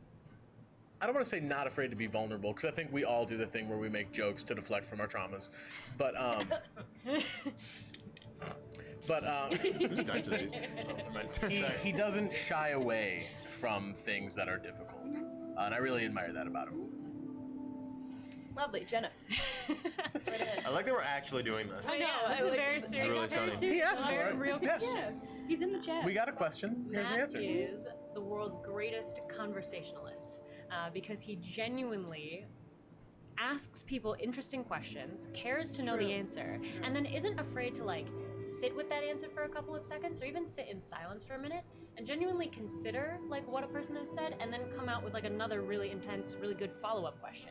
And then he'll remember things like far into the future. So he just like, he genuinely gives a shit about other people and it just makes him really easy to talk to. And there's not been a day in the last 3 years when I haven't talked to Matt for like at least 2 hours in a day. And it's been awesome. And so that's my favorite. He said, just real quick, he said, legitimately did not expect real answers. We love you, Yeah, motherfucker. you're getting real So- answers, buddy. You're getting affection, bitch. Yeah, suck it. Not from me. You tried to hit on my grandmother recently. Go fuck yourself. What? It's all coming out. Yeah, that is true. No, I love Matt. Matt knows how I feel. Oh yeah, absolutely. So then the next one. Does Jenna think that her current mini campaign group has good chemistry? My mini campaign group? Yeah. My one on the side? Fuck yeah, Is I Auntie fucking B do. in it? Yes, she Oh, is. There you go. And she's There you go. killing Asking. it, by the That's way. funny. She's killing it. Jenna. It's me, and it's my Patrick, and That's it's so two of our cute. friends, and it's Auntie B. Actually, 2 or 3 of our friends. Who's Auntie B. DMing? my friend who watches this, NY Cowboy. Oh, If you ever yeah. see him in the chat. Yep. His name Damn. is also Matt. How many people are in the party? 6? It's a lot. So it's me, Aunt Becky, Zach, Eden, Patrick, sometimes Brendan, and then Matt DMs. Wowee. God group. damn, good for you, Matt. I used to DM for. Hold on, let me count in my head. Other Matt, not this Matt. Yeah. Okay. Yeah. No. Fuck Mekazan. No. I used to DM for Eric. If you're still around, I'm trying to remember how many people were in your party originally. Yourself. At any given time, anywhere between 5 and 7 people. Yeah. And that's super fun. They didn't necessarily RP that much, so like it was a little bit of a quicker game. So that was fine, but god damn, if I had fucking 6 of you guys, like I don't know how the fuck Matt Mercer does it, or how Critical Role just condenses. I mean, granted, I guess they've been playing for years and whatnot, but like, they RP a shitload. Yeah. And I don't know how they move along as quickly as they do. I mean, yeah, I don't Maybe know. they've got shot collars on and Matt Mercer hits Yeah, it yeah, every time they go to. There's, I think, and I don't watch a whole lot of Critical Role, but I've seen like larger groups. There's a lot of understanding between more seasoned players, like who is like the star of this session. Right. Like I sort of monopolized a lot of the ship ride to Aodra, just because like what was going on with Kaz was taking center stage. Right, exactly. There have been a few episodes, even recently, where I've been like, I need to shut up and back off, and I've tried to do that a little bit. It's a star. What can I say? That's right, baby. We all take That's that. right, baby. Yeah, and we're still working on it, I think, especially me, because I like to pay attention to me. But Witness me. but it's an active process, and I think we're getting better at it. Yeah. I think so too. I think, Yeah, for the sure. balance has really improved a lot from just me like being a bystander. Mhm. I love watching y'all, so Thanks, Michaela. Hey. Fuck yeah, dude. No, yeah, I totally agree with like, oh, it's about picking your moments. I just in my head, I'm like, damn, if I had fucking 4 more, you motherfuckers, like, you know what I mean? Like, I mean, good for them to figure that out. You know what I mean? a question from Matt. Is there a moment in campaign 1 or 2 that you wish you could have an RP do-over? An RP do-over or a total do-over? He specifically said, take it however you will. It's Matt. Yeah. Maybe just Yeah, I correct mean, the he said question RP entirely. do-over, so. Yeah. That's interesting. That is a good question. I don't know if this is an RP do-over, but I would have made May a more fleshed out character not related to Roscoe. I think having the relationship to Roscoe was fine, but I don't feel like I gave her enough of her own motivations, her own like backstory. She was just like, here's Roscoe too. Instead of being a monk, she's just real buff. She was a barbarian. For those of you who maybe weren't joining us in our campaign previously, Garrett's first character in that first campaign, which you can catch for like 2 episodes on the YouTube, was Roscoe. He was a monk, very Heart of Gold type beat, and you played him for a year and a half, something like that. I played him for a good amount of time. Yeah, great character, and then we started streaming. A while ago, I don't remember when that first campaign. It was June of 2021. June that of we started 2021. streaming. Gotcha. So we started streaming a few months ago. So year now, 5, wow. Nearly a year, Yeah. almost a year. Yeah. Yeah. Something. Yeah, 10 months ago. Wow, that's crazy. Yeah. He died the second session. He did. It Uh-huh. was brutal. Thanks to Jenna. That's not true. Okay. I don't remember why you died. Actually. Well, I killed you. but You killed me, Jenna. So actually related to this question, hopefully Jenna can answer this. Because he actually specifically said, as in I wish I had not made that attack. Yeah. Like if maybe. He said not as in that. Oh, not as He in that. said as in not. I I wish- wish I hadn't made that attack. General character stuff. Totally acceptable. Yeah, bitch, you misread the question. Okay. Well, either way, anyways, I just wanted to provide that bit of context. And so after Roscoe was killed, I was talking to Garrett and we're like, all right, so like, how do we want to do your next character, whatever? And he was like, well, a good way to just get the character in there is to make them related to Roscoe, so they're looking for him, whatever, blah, blah, blah. And then they have a reason to go after Nemesio, which was the villain that killed Roscoe. And I was like, yeah, I mean, that's a quick, dirty reason to get in there. And unfortunately, 3 episodes later or something like that, May died. We got into an altercation with some guards in the Yeah. city, and just it ended badly for May, which felt appropriate in a lot of ways because, like I said, I don't think she was a fully fleshed out character, and I regret that because May was really cool. She deserved better. May was very cool. Yeah. I made a custom feat for her. Yeah, you did, was which nice. I love. I like that feat. That was nice. Maybe it'll make its appearance. I keep wanting to take it for other characters I made. It's very good. Jenna? No, I have no regrets at all. Playing the game the way you played is how you Not even the time you just. no, it's how you end up where you get. Yeah, it's how the story moves along. So. I mean, in the moment, you've definitely had like, why did I fucking do that? Yeah. Like, you know, when you attacked the monk earlier, I was gonna or say you had, today. yeah. No Fucking regrets at blasted! You got it. all. Who cares? That was great. That was Can't so good. possibly go wrong. No. So good. No regrets at all. Nice. Okay, and then so Lil Bogwitch, Aaron said, I think we might have touched on this. I can't remember now. Who is your fave NPC so far in campaign 2? But also, you guys can answer that question now. Yeah, I mean, I use that as the Yeah. character question. Rennie, earlier. sweet Rennie. Yeah. Oh, Rennie. we love Rennie's him. so good, guys. I love Oh. We love Rennie. Yeah. I need this to be taken in a way that you understand that this doesn't mean I approve of this character. it. I love Eric Stant. Yeah. Stan's is I great. think, I mean, especially after having defeated me in the duel, and being not killing me and having a good reason for that, and the fact that he's like such an ingrained liar makes him a really great like side villain, secondary villain for the whole campaign and Kaz specifically. When I was outlining the campaign, a lot of people would suggest, by the way, that like, oh, you shouldn't like outline the whole campaign so you're not like disappointed if your character or if your players just like derail it or whatever.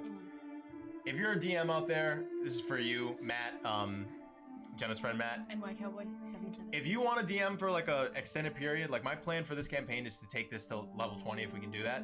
I have the whole campaign outlined, including everything that has to do with their backstories and stuff like that. And when Garrett originally approached me with his backstory with Kaz, I was like, oh yeah, I mean, all the backstories are rich, and there's like room for me to do stuff with, but like Garrett gave me a character where I didn't have to fucking write a villain. I was like, oh, perfect. Like I have a rival for Kaz, and I knew that I wanted to introduce at the very least that character off the rip, like as soon as we got off of what I'm calling Tutorial Island. Absolutely. Because I wanted there to be that feeling of the open world. And then you ended up challenging me to do a duel, and I was like, oh shit. And the dice fell where they did, and it made for like a really fucking cool moment.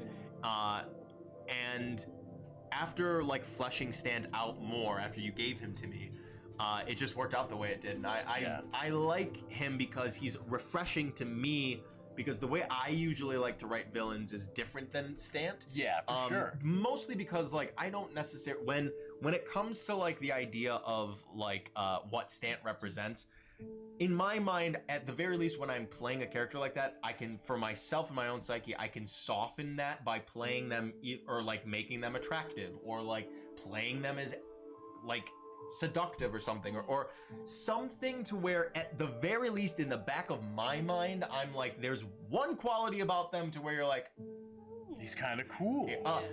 I think the evil wizard's kind of hot. You know what I mean? Yeah, you know what I mean? But Stant is just gross. And like, I love that, because I would not, it would have probably taken me a while. Like even Black Tongue is, yes, he's gross, but there's something about Black Tongue that is kind of hot.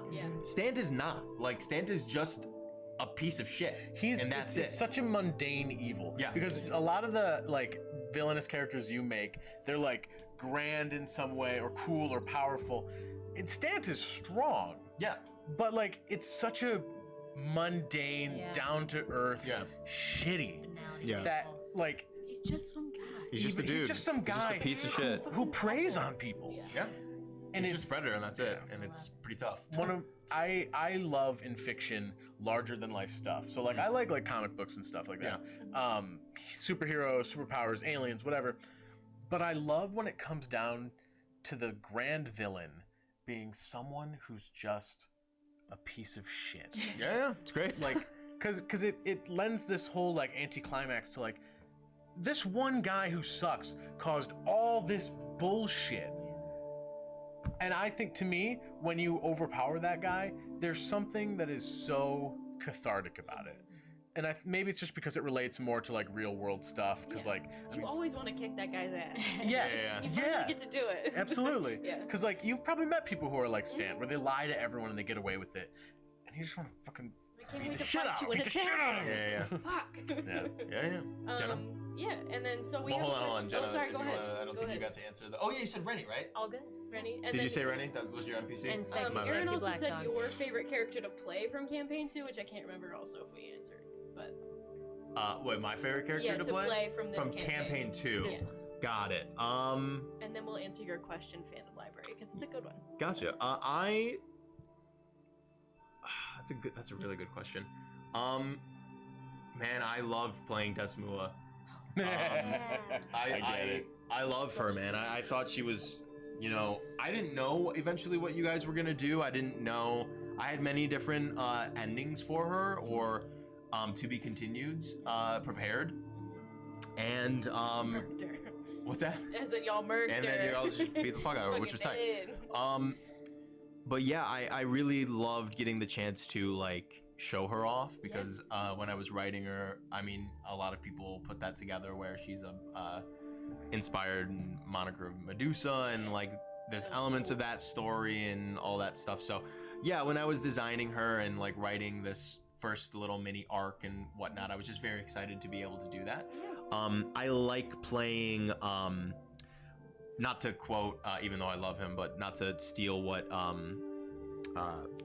Robert Pattinson recently said, but like, I just like playing freaks.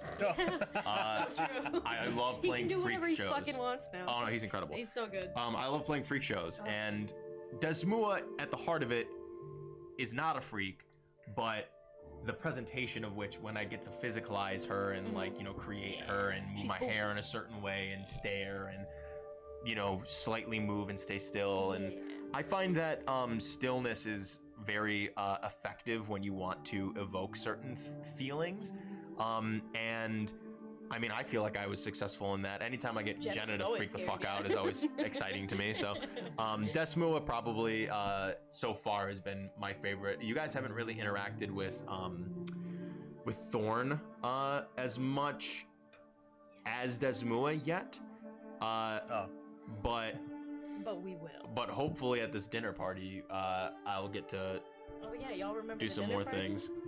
Fandom Library has a great question for Garrett Haddon. Yes, so I'm gonna read the whole thing. It says, I think Garrett's character in this one shot was low intelligence, high wisdom, and a character that I'll be playing soon is like that too. Does Garrett have any tips for role-playing a wise but unlearned character? So actually, his intelligence was average. It was mid. Yeah, it was 10. It was just 10. Yeah. But in general, I find that the best way to do this, because I played a character who was. Hi, Jamie. Also, sorry. Hi, Jamie. When you talk about intelligence versus wisdom, to me, intelligence is like, do I know random shit about the world? Do I know the history? Do I know like facts and figures? Wisdom is, how do I interact with people? How do I read people? How do I interact with something that's more subjective? So someone who is high wisdom, to me, it's almost, I don't want to say it's interchangeable with charisma, but I think there's a lot of charisma stuff that could count for wisdom, which is why he was wise enough to be like, I can't be the me that I want to be right now. And he was able to navigate shit a little bit better because even though he's not book smart, he knows to think things through. And so when you talk about doing something, I think if you're wise, you're less impulsive.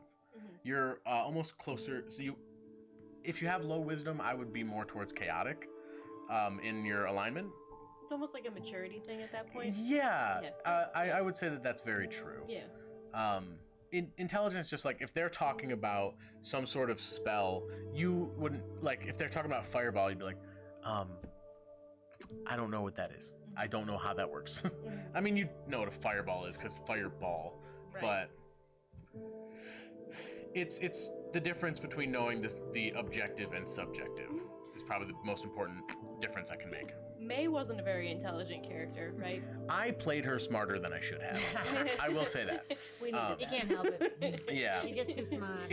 And I think what I should have done in that situation was, some people consider this metagaming, but what I should have talked to the characters who were more intelligent in case there was a connection that they weren't making, and I mean out of character. Just because, like, I think to some extent puzzle solving in that sense isn't metagaming. If you're like, hey, like, you're smart, you probably would have noticed this. Yeah. If there's this is why I generally don't like. Some people like putting like straight up puzzles in the game, but like, which is fine. That's totally fine. You can do that, but if you're expecting, I don't like to use a lot of puzzles straight up because I personally don't like it if you're like trying to put something together and then out of character, someone who just wouldn't know this information is like, oh, what about this? And it's like, all right, well, you were never there to gather that information. No one shared that with you, whatever. I just don't like that just because it's like, well, just fucking roleplay, like figure it out. You know what I mean? Yeah. That's why it's there. But for a puzzle straight up, then like, if you're all idiots, then why the fuck, you know what I mean? Like, you gotta talk about it, you know what I mean? Or like, I like doing riddles every once in a while because I'm not gonna sit there as a DM and be like, here's this riddle, and then look at you all and go, your intelligence is not 15, so you wouldn't get it. It's like, okay, well then why are you even telling me the riddle? Why wouldn't you say, make an intelligence check, you read a riddle, and then you go, okay, I pass, and go, all right, you pass the riddle. It's like, you know what I mean? Like, if I'm telling you a riddle, I'm not asking your characters the fucking riddle, I'm asking you the riddle, you know what I mean? So, it's the same thing with the puzzle. It's like, if you give them like a lot of DMs like to be like, here's this, like, here are these pieces physically, this is a puzzle, figure it out, and then you're like, all right, well, am I supposed to fucking role play this? Like, I don't want to do that. You know what I mean? Like, how am I supposed to pass this? And that, I don't know. I just think that's dumb. So, if you're using puzzles, encourage metagaming. Yes. Try not to use puzzles that require that. But if you do because you like it, that's great. Go for it. But, you know. I think we have one more really good question from Gary. Oh, do we? I got scrolled back From way earlier. He said, have you ever thought about turning this campaign into a script, Salvatore? This campaign, I mean, yes, I've thought about it. I've got other projects that I'm working on right now in the works. I'm adapting a book series into a television series. So that's where my focus is right now. But I have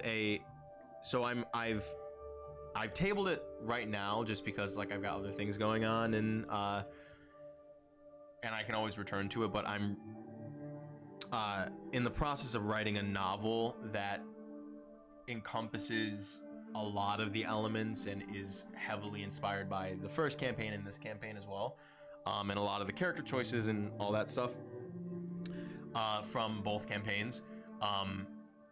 So I have a product that I am creating based on this, but it's not something that I'm currently pursuing right now because I have this other project that I'm actually really confident about getting created. I basically, for all intents and purposes, I have a season of a television show already written, and I'm in the process of pitching that to people who can make it. So we'll see if that happens. So I write a lot of short stories about my character. Which, I mean, I think most of the stuff that it's about is like known now, so I might post that in the Discord or something. But it's something that I do to help me get into character, learn like who people are. I highly encourage this, by the way. If you're a player and you want to really, I think it really helps getting the most out of the game as a player, because there's really like, I'm not saying this to sound jaded or anything like that, but like you don't have to do anything as a player. You just have to show up. You make a character, you show up, you play, and the work, quote unquote, is done by the dungeon master. That's generally how it is. But if you want to enrich your experience as a player, like write about your character as much as you can, or like do little voice memos to yourself about your character or whatever as much as you can. Like it just makes the game better for yourself, and then in turn, it makes the game better for everyone around you. So. It's just fun. The one that I don't think has come out yet about the cat thing my early on Oh, in the yeah. So campaign. good. I remember you had a weird cat. Yeah, I have it's like a page and a half short very funny. story sort of explaining love it. that, and I want to post it because I think it's such a funny It's so dumb good. bit. But there's a part of me that's like, what if this actually comes up? Yeah, I want it to be like animated, like That'd be a little delightful. just animation. a little, yeah, be super tight. Funimation Love that type shit. Next, there's another. I have some questions after if Sure, if you okay, guys are fun. open to that. So, but GTS Phoenix also wants to know: will Kill, Kiss, and Indigo also have rivals? No spoilers. Well, Kiss has her sister. She's not my rival. She could be going forward. No, what? But- Why? A rival for Kaz's affection. Why would you ever be part of my Disgusted character about arc? it. What's wrong with you? So what I will say to that, to keep it spoiler free, is everyone has given me a backstory that contains certain characters, and if there is a character in those backstories that they explicitly say like, I don't fuck with this person, they will 100% experience that characters at some point. Time to fuck with them. A lot of the characters who maybe are like, I mean, we know about Cassandra's family. I generally try my best to make friendly NPCs that are a part of backstories available to encounter if you want to go do that. I don't like to immediately be like, here is a friendly NPC off the rip, because it's like, I want you guys to go meet people. I don't Yeah. want you to like fall back on your whatever. But I always generally try to thread through character backstories in the story as much as possible. So if they have a character that is a rival for them from their backstory, you bet your ass they're going to be, we're going to meet them. Stant was just pretty much a perfect little plug-in. Pre-made. He was pre-made. It was great. There was a moment where I knew that they were going to be on a boat. Stant is a sailor. I was like, you know what? I think this will make sense to get him here, and then show off this part of the campaign immediately after Tutorial Island. So. Yeah. And then, so yeah, my questions for my seasoned D&D players, because I'm a newbie and I like asking questions. You did great today. Thank you so much, also. I was very nervous. They're did great. so impressive and scary. So, Yeah, but we also, all you did know, awesome. Well, keep in mind, one of your first sessions actually playing was also in front of people watching. Yeah. Which is different than any of us. Which is really fucking cool and like Thanks. super brave. Oh my You know gosh. what I mean? Like, amazing. I mean, Compliment me, Kat. Jenna. Thank Well, you. Jenna had a fucking Well, year and a Matt's half not here. to Humble. play before this Yeah. happened. Yeah. And Garrett's been playing for a hot minute. I've been playing for years. Matt's Yeah. played before. You did Granted, they awesome. are, you know, Thanks. we've all We did been, theater. we're stage actors. Yeah. You know what I You mean? also So did theater. Yeah. that happens. But I was a babe. And you have experience with that as well. So Yeah. like, but there's still like when you're doing something for the fucking first time and like people are watching and stuff, Yeah. like it's nerve-wracking. So you did very well. Thank Especially you. as a spellcaster and having to look at Bro? a sheet with like 9 spells on it that Bro? you've never seen before. Yeah, you, did, well- you did fine. Yeah, You did and great. I guess like maybe a character building question, because like what I ran into was a character that didn't have much that they could do in these given situations. So how do you balance those things when you're building a character, not knowing what you're getting into? Level 1 characters are really hard Yeah. because you're only going to have so much that you're able to do. Maybe a little bit better if you're like a martial class, like a fighty guy, because you're not going to not be able to punch somebody Yeah. at level 1. But they're always really hard because you're not going to have a spell for everything, right? And we were put in a more social environment. Yeah. So like I had a couple that I was like, maybe this will come in handy for Yeah. social situations, but That's good. it's okay. It's all fine. And what I've learned recently is that sometimes you think like, oh, I could use this spell in this creative way that's not like really written to be such, but it'll totally. And that's wrong, is what I've learned. That a spell Get you only fucked. does what it's written to say that it does, because otherwise it invalidates other spells that are written to do the cool thing that you want to do. Yeah. So And that's what I've learned. I will say, from my neck of the woods in playing the game, I believe that is the correct way to think about that. There are a lot of people who are in a different camp where they are adamant about the rule of cool and spell casting. However, the exact reason that you provided is if you do that for a spell, it completely invalidates another spell. Absolutely. And it takes away how important it is to pick certain spells, either on the day or for your character, whatever. And it makes your character unique. I don't like characters that are just fucking good at everything. Like, if you're a spellcaster and you're like, well, I want to do this spell like this, and it's like barely applicable. You know what I mean? Yeah. And like a dungeon master is like, yeah, sure. You know what I mean? It's like, all right, well then, Nothing why? means anything. What can't you do? Yeah. You know what I mean? It's Yeah. like that's why the fuck are you with a party? You can do anything. You know what I mean? Like it's just kind of like there needs to be. I love rule of cool. Yeah. And I like doing it every once in a while where it's like, oh yeah, that's a fucking good idea. Yeah, go for it. And then I'll reward you with inspiration or I'll reward you with advantage or whatever. But I don't like bending the rules. Like they're there for a reason. Like it makes sense to me that if this is a game, which it is, and there are mechanics in the game that break reality, it doesn't make sense that I'm breaking the reality of the reality breaking mechanic. There is literally an episode of Bluey about this. Yeah. The kids show. Yeah. I love that. I like They're running over shadows and like that's how they have to get across the park or whatever. And they get to a point where it's really difficult. And they're like, what if we can just run across the sun at this point? Like, and they're like, no, shut up. It's a kids show. They don't say shut up. But they have to get creative and find a way to make it work. Amazing. And they do, and they're like, that was so much fun. I get why there are rules now. Right. The rules, the difficulty forces creativity, which feels very rewarding. Right. So good. Yeah. We are under 10 minutes away from 10 o'clock, which I feel like is probably a good time to wrap it Better up. start wrapping it up. Do we have any final thoughts? Or, oh gosh, okay, one more question one from more ManTV.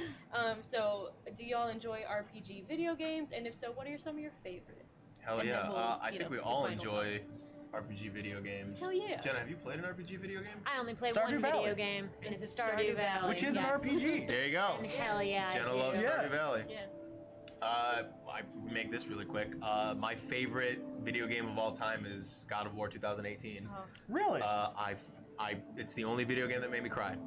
damn. Man, there are some acting moments in that fucking game that absolutely wreck me. It's so good. And then, if it weren't for God of War 2018, Skyrim would be my favorite game of all time. GTS And- Phoenix said Skyrim as well. Yeah, Yeah. I play. Objectively. I literally every time, the first time it snows every year, like leading into like the holidays, I sit down, I pop in Skyrim, and I play for the whole fucking night. yeah. I love Skyrim, Yep. and I will never play God of War 2018 again. I've only played it once all the way through. I will never play it get again, it. and it is my favorite game of all time. Damn. I'll never do it again. I have movies like that where I'm like, I will never watch this again. It was fucking brilliant. Yep. Was the right. So, I- Fruitvale Station. Oh my Once. god, I can't watch that Never movie again. It makes me so fucking mad. It's so good. It's sick. Like, in the Watch best that. way. It's Michael B. Watch it. Jordan's one of his best performances, if not his best. It's Yep. incredible. So good. Sorry, Only Garrett. once. I play a good amount of RPGs. I think Borderlands is up there. It doesn't matter which one. Yeah, dude, Borderlands. Which gnarly. FPS RPG is kind of unique. To It be is honest. unique. Obviously, there's Fallout as well. Yeah, I was gonna say, yeah. But there's not a whole lot. of Red them. Dead, maybe. I mean, if that's an FPS, not really. Can you play an I- FPS or is that third? It's third person. I don't know if I'd count it as an RPG. Like you don't. Well, things. That's I'll count that's it a as tough RPG, I one. think, right? That's a tough one. Because RPG, I think one of the staples is that you're kind of making your own character. Oh, then I guess maybe not God of War. Well, no. I mean, technically, that's a. Well, then, yeah. No, I think most you're of right. those wouldn't count because Stardew Valley, you create your own character too. Yeah, we said So- Stardew Valley. Oh, yeah, I know. So does that count as an RPG? If you That's Yeah, what Garrett's saying. that's He's what we were saying. he's Sorry, quantifying. okay, Yeah, no, you're sorry. right. Yeah. He's quantifying the create your You own have to character make thing. it. So then, in that case, Skyrim. Okay. For Fair me, enough. yes. Yeah. Mass Effect? Anyone? Mass Effect, very I've good. only ever played the first one. Okay. I Mass think Effect's I very have good. all of them. I've only Yeah. ever played the first one. I've watched a lot of them. I They're watch good. playthroughs more They're than good. I That's play gonna be them. a TV show. Oh hell. Is it yeah. really? They're turning that into a TV show. I think probably Henry watch that. Cavill's gonna be a part of it. Oh my god. Of course he Okay. is. That What makes doesn't sense. he do? Yeah. All right. It's great in The Witcher. Yeah, we're at 9:55. So any final thoughts? Any wrap up? We love you. Thank you for Yeah. hanging Yeah, we out. love you guys. Yeah, Appreciate it's you been amazing. sticking around for this last Oh my gosh. we still hour haven't and heard- 15 Oh my gosh, we minutes. have 18 viewers now. Yo, guys, amazing. thanks. Yeah. Listening to us talk. That's amazing. That's fucking tight. People that's just talking. It's we did almost like we should do this. We should do it sometimes. sometime. Not all the time. Do you guys have are there any more like really quick things that we want to get out of the way from chat or anything like that? We'll Or? give you a couple minutes to like type in your final thought. Like Yeah, in the chat. I know. We can kind of just talk. But yeah, I think this was really fun. I had a great time. It was my first ever. So That's and I not mean- true. Okay, I did play one off-stream session with Garrett and Sal and Aaron from Canada. My girlfriend who lives in Canada. She's totally real, I She promise. really exists. She's a model. You wouldn't know her. I met her on a cruise. That was a real lie that I told when I was in 6th grade. Oh, babe. No way. Classic. I mean, that's where the joke comes Yeah, from. well- People did that. Yeah, no, yeah. Well, I mean, like, we definitely, like, we would hang out with each other every single day on the cruise. But, like, you know, when I got back, I was just, like, so excited to say that, like, I I'm dating that girl. talked to, you know, a girl, and I was She's just like, she's my foreign. girlfriend. And then I was like, yeah, I met her on a cruise. That's really Yeah, that was, like, 12 or 13 or something like that. Classic. Amazing. That's really sweet. Yeah. Maybe 11. That makes me I don't really remember. happy. Me too. That's awesome. Uh, Yeah, no real questions, but yeah, I think this was great. Y'all, Have a Yeah. y'all wonderful, Fuck yeah. wonderful night. I had a great time. I thought it was super fun. You guys did a great job. More. Thanks so much. Yeah. Good shit. Yeah. All right, cool. Well, then we will see you guys next week on episode 18 of the Great Nelidian Crown. Join us 6 p.m. Eastern Standard Time here on a Little Dicey D&D. Fucking catch you later, dude. Catch Hell you yeah, later, dude. y'all. Peace Love out. you. Bye. Bye.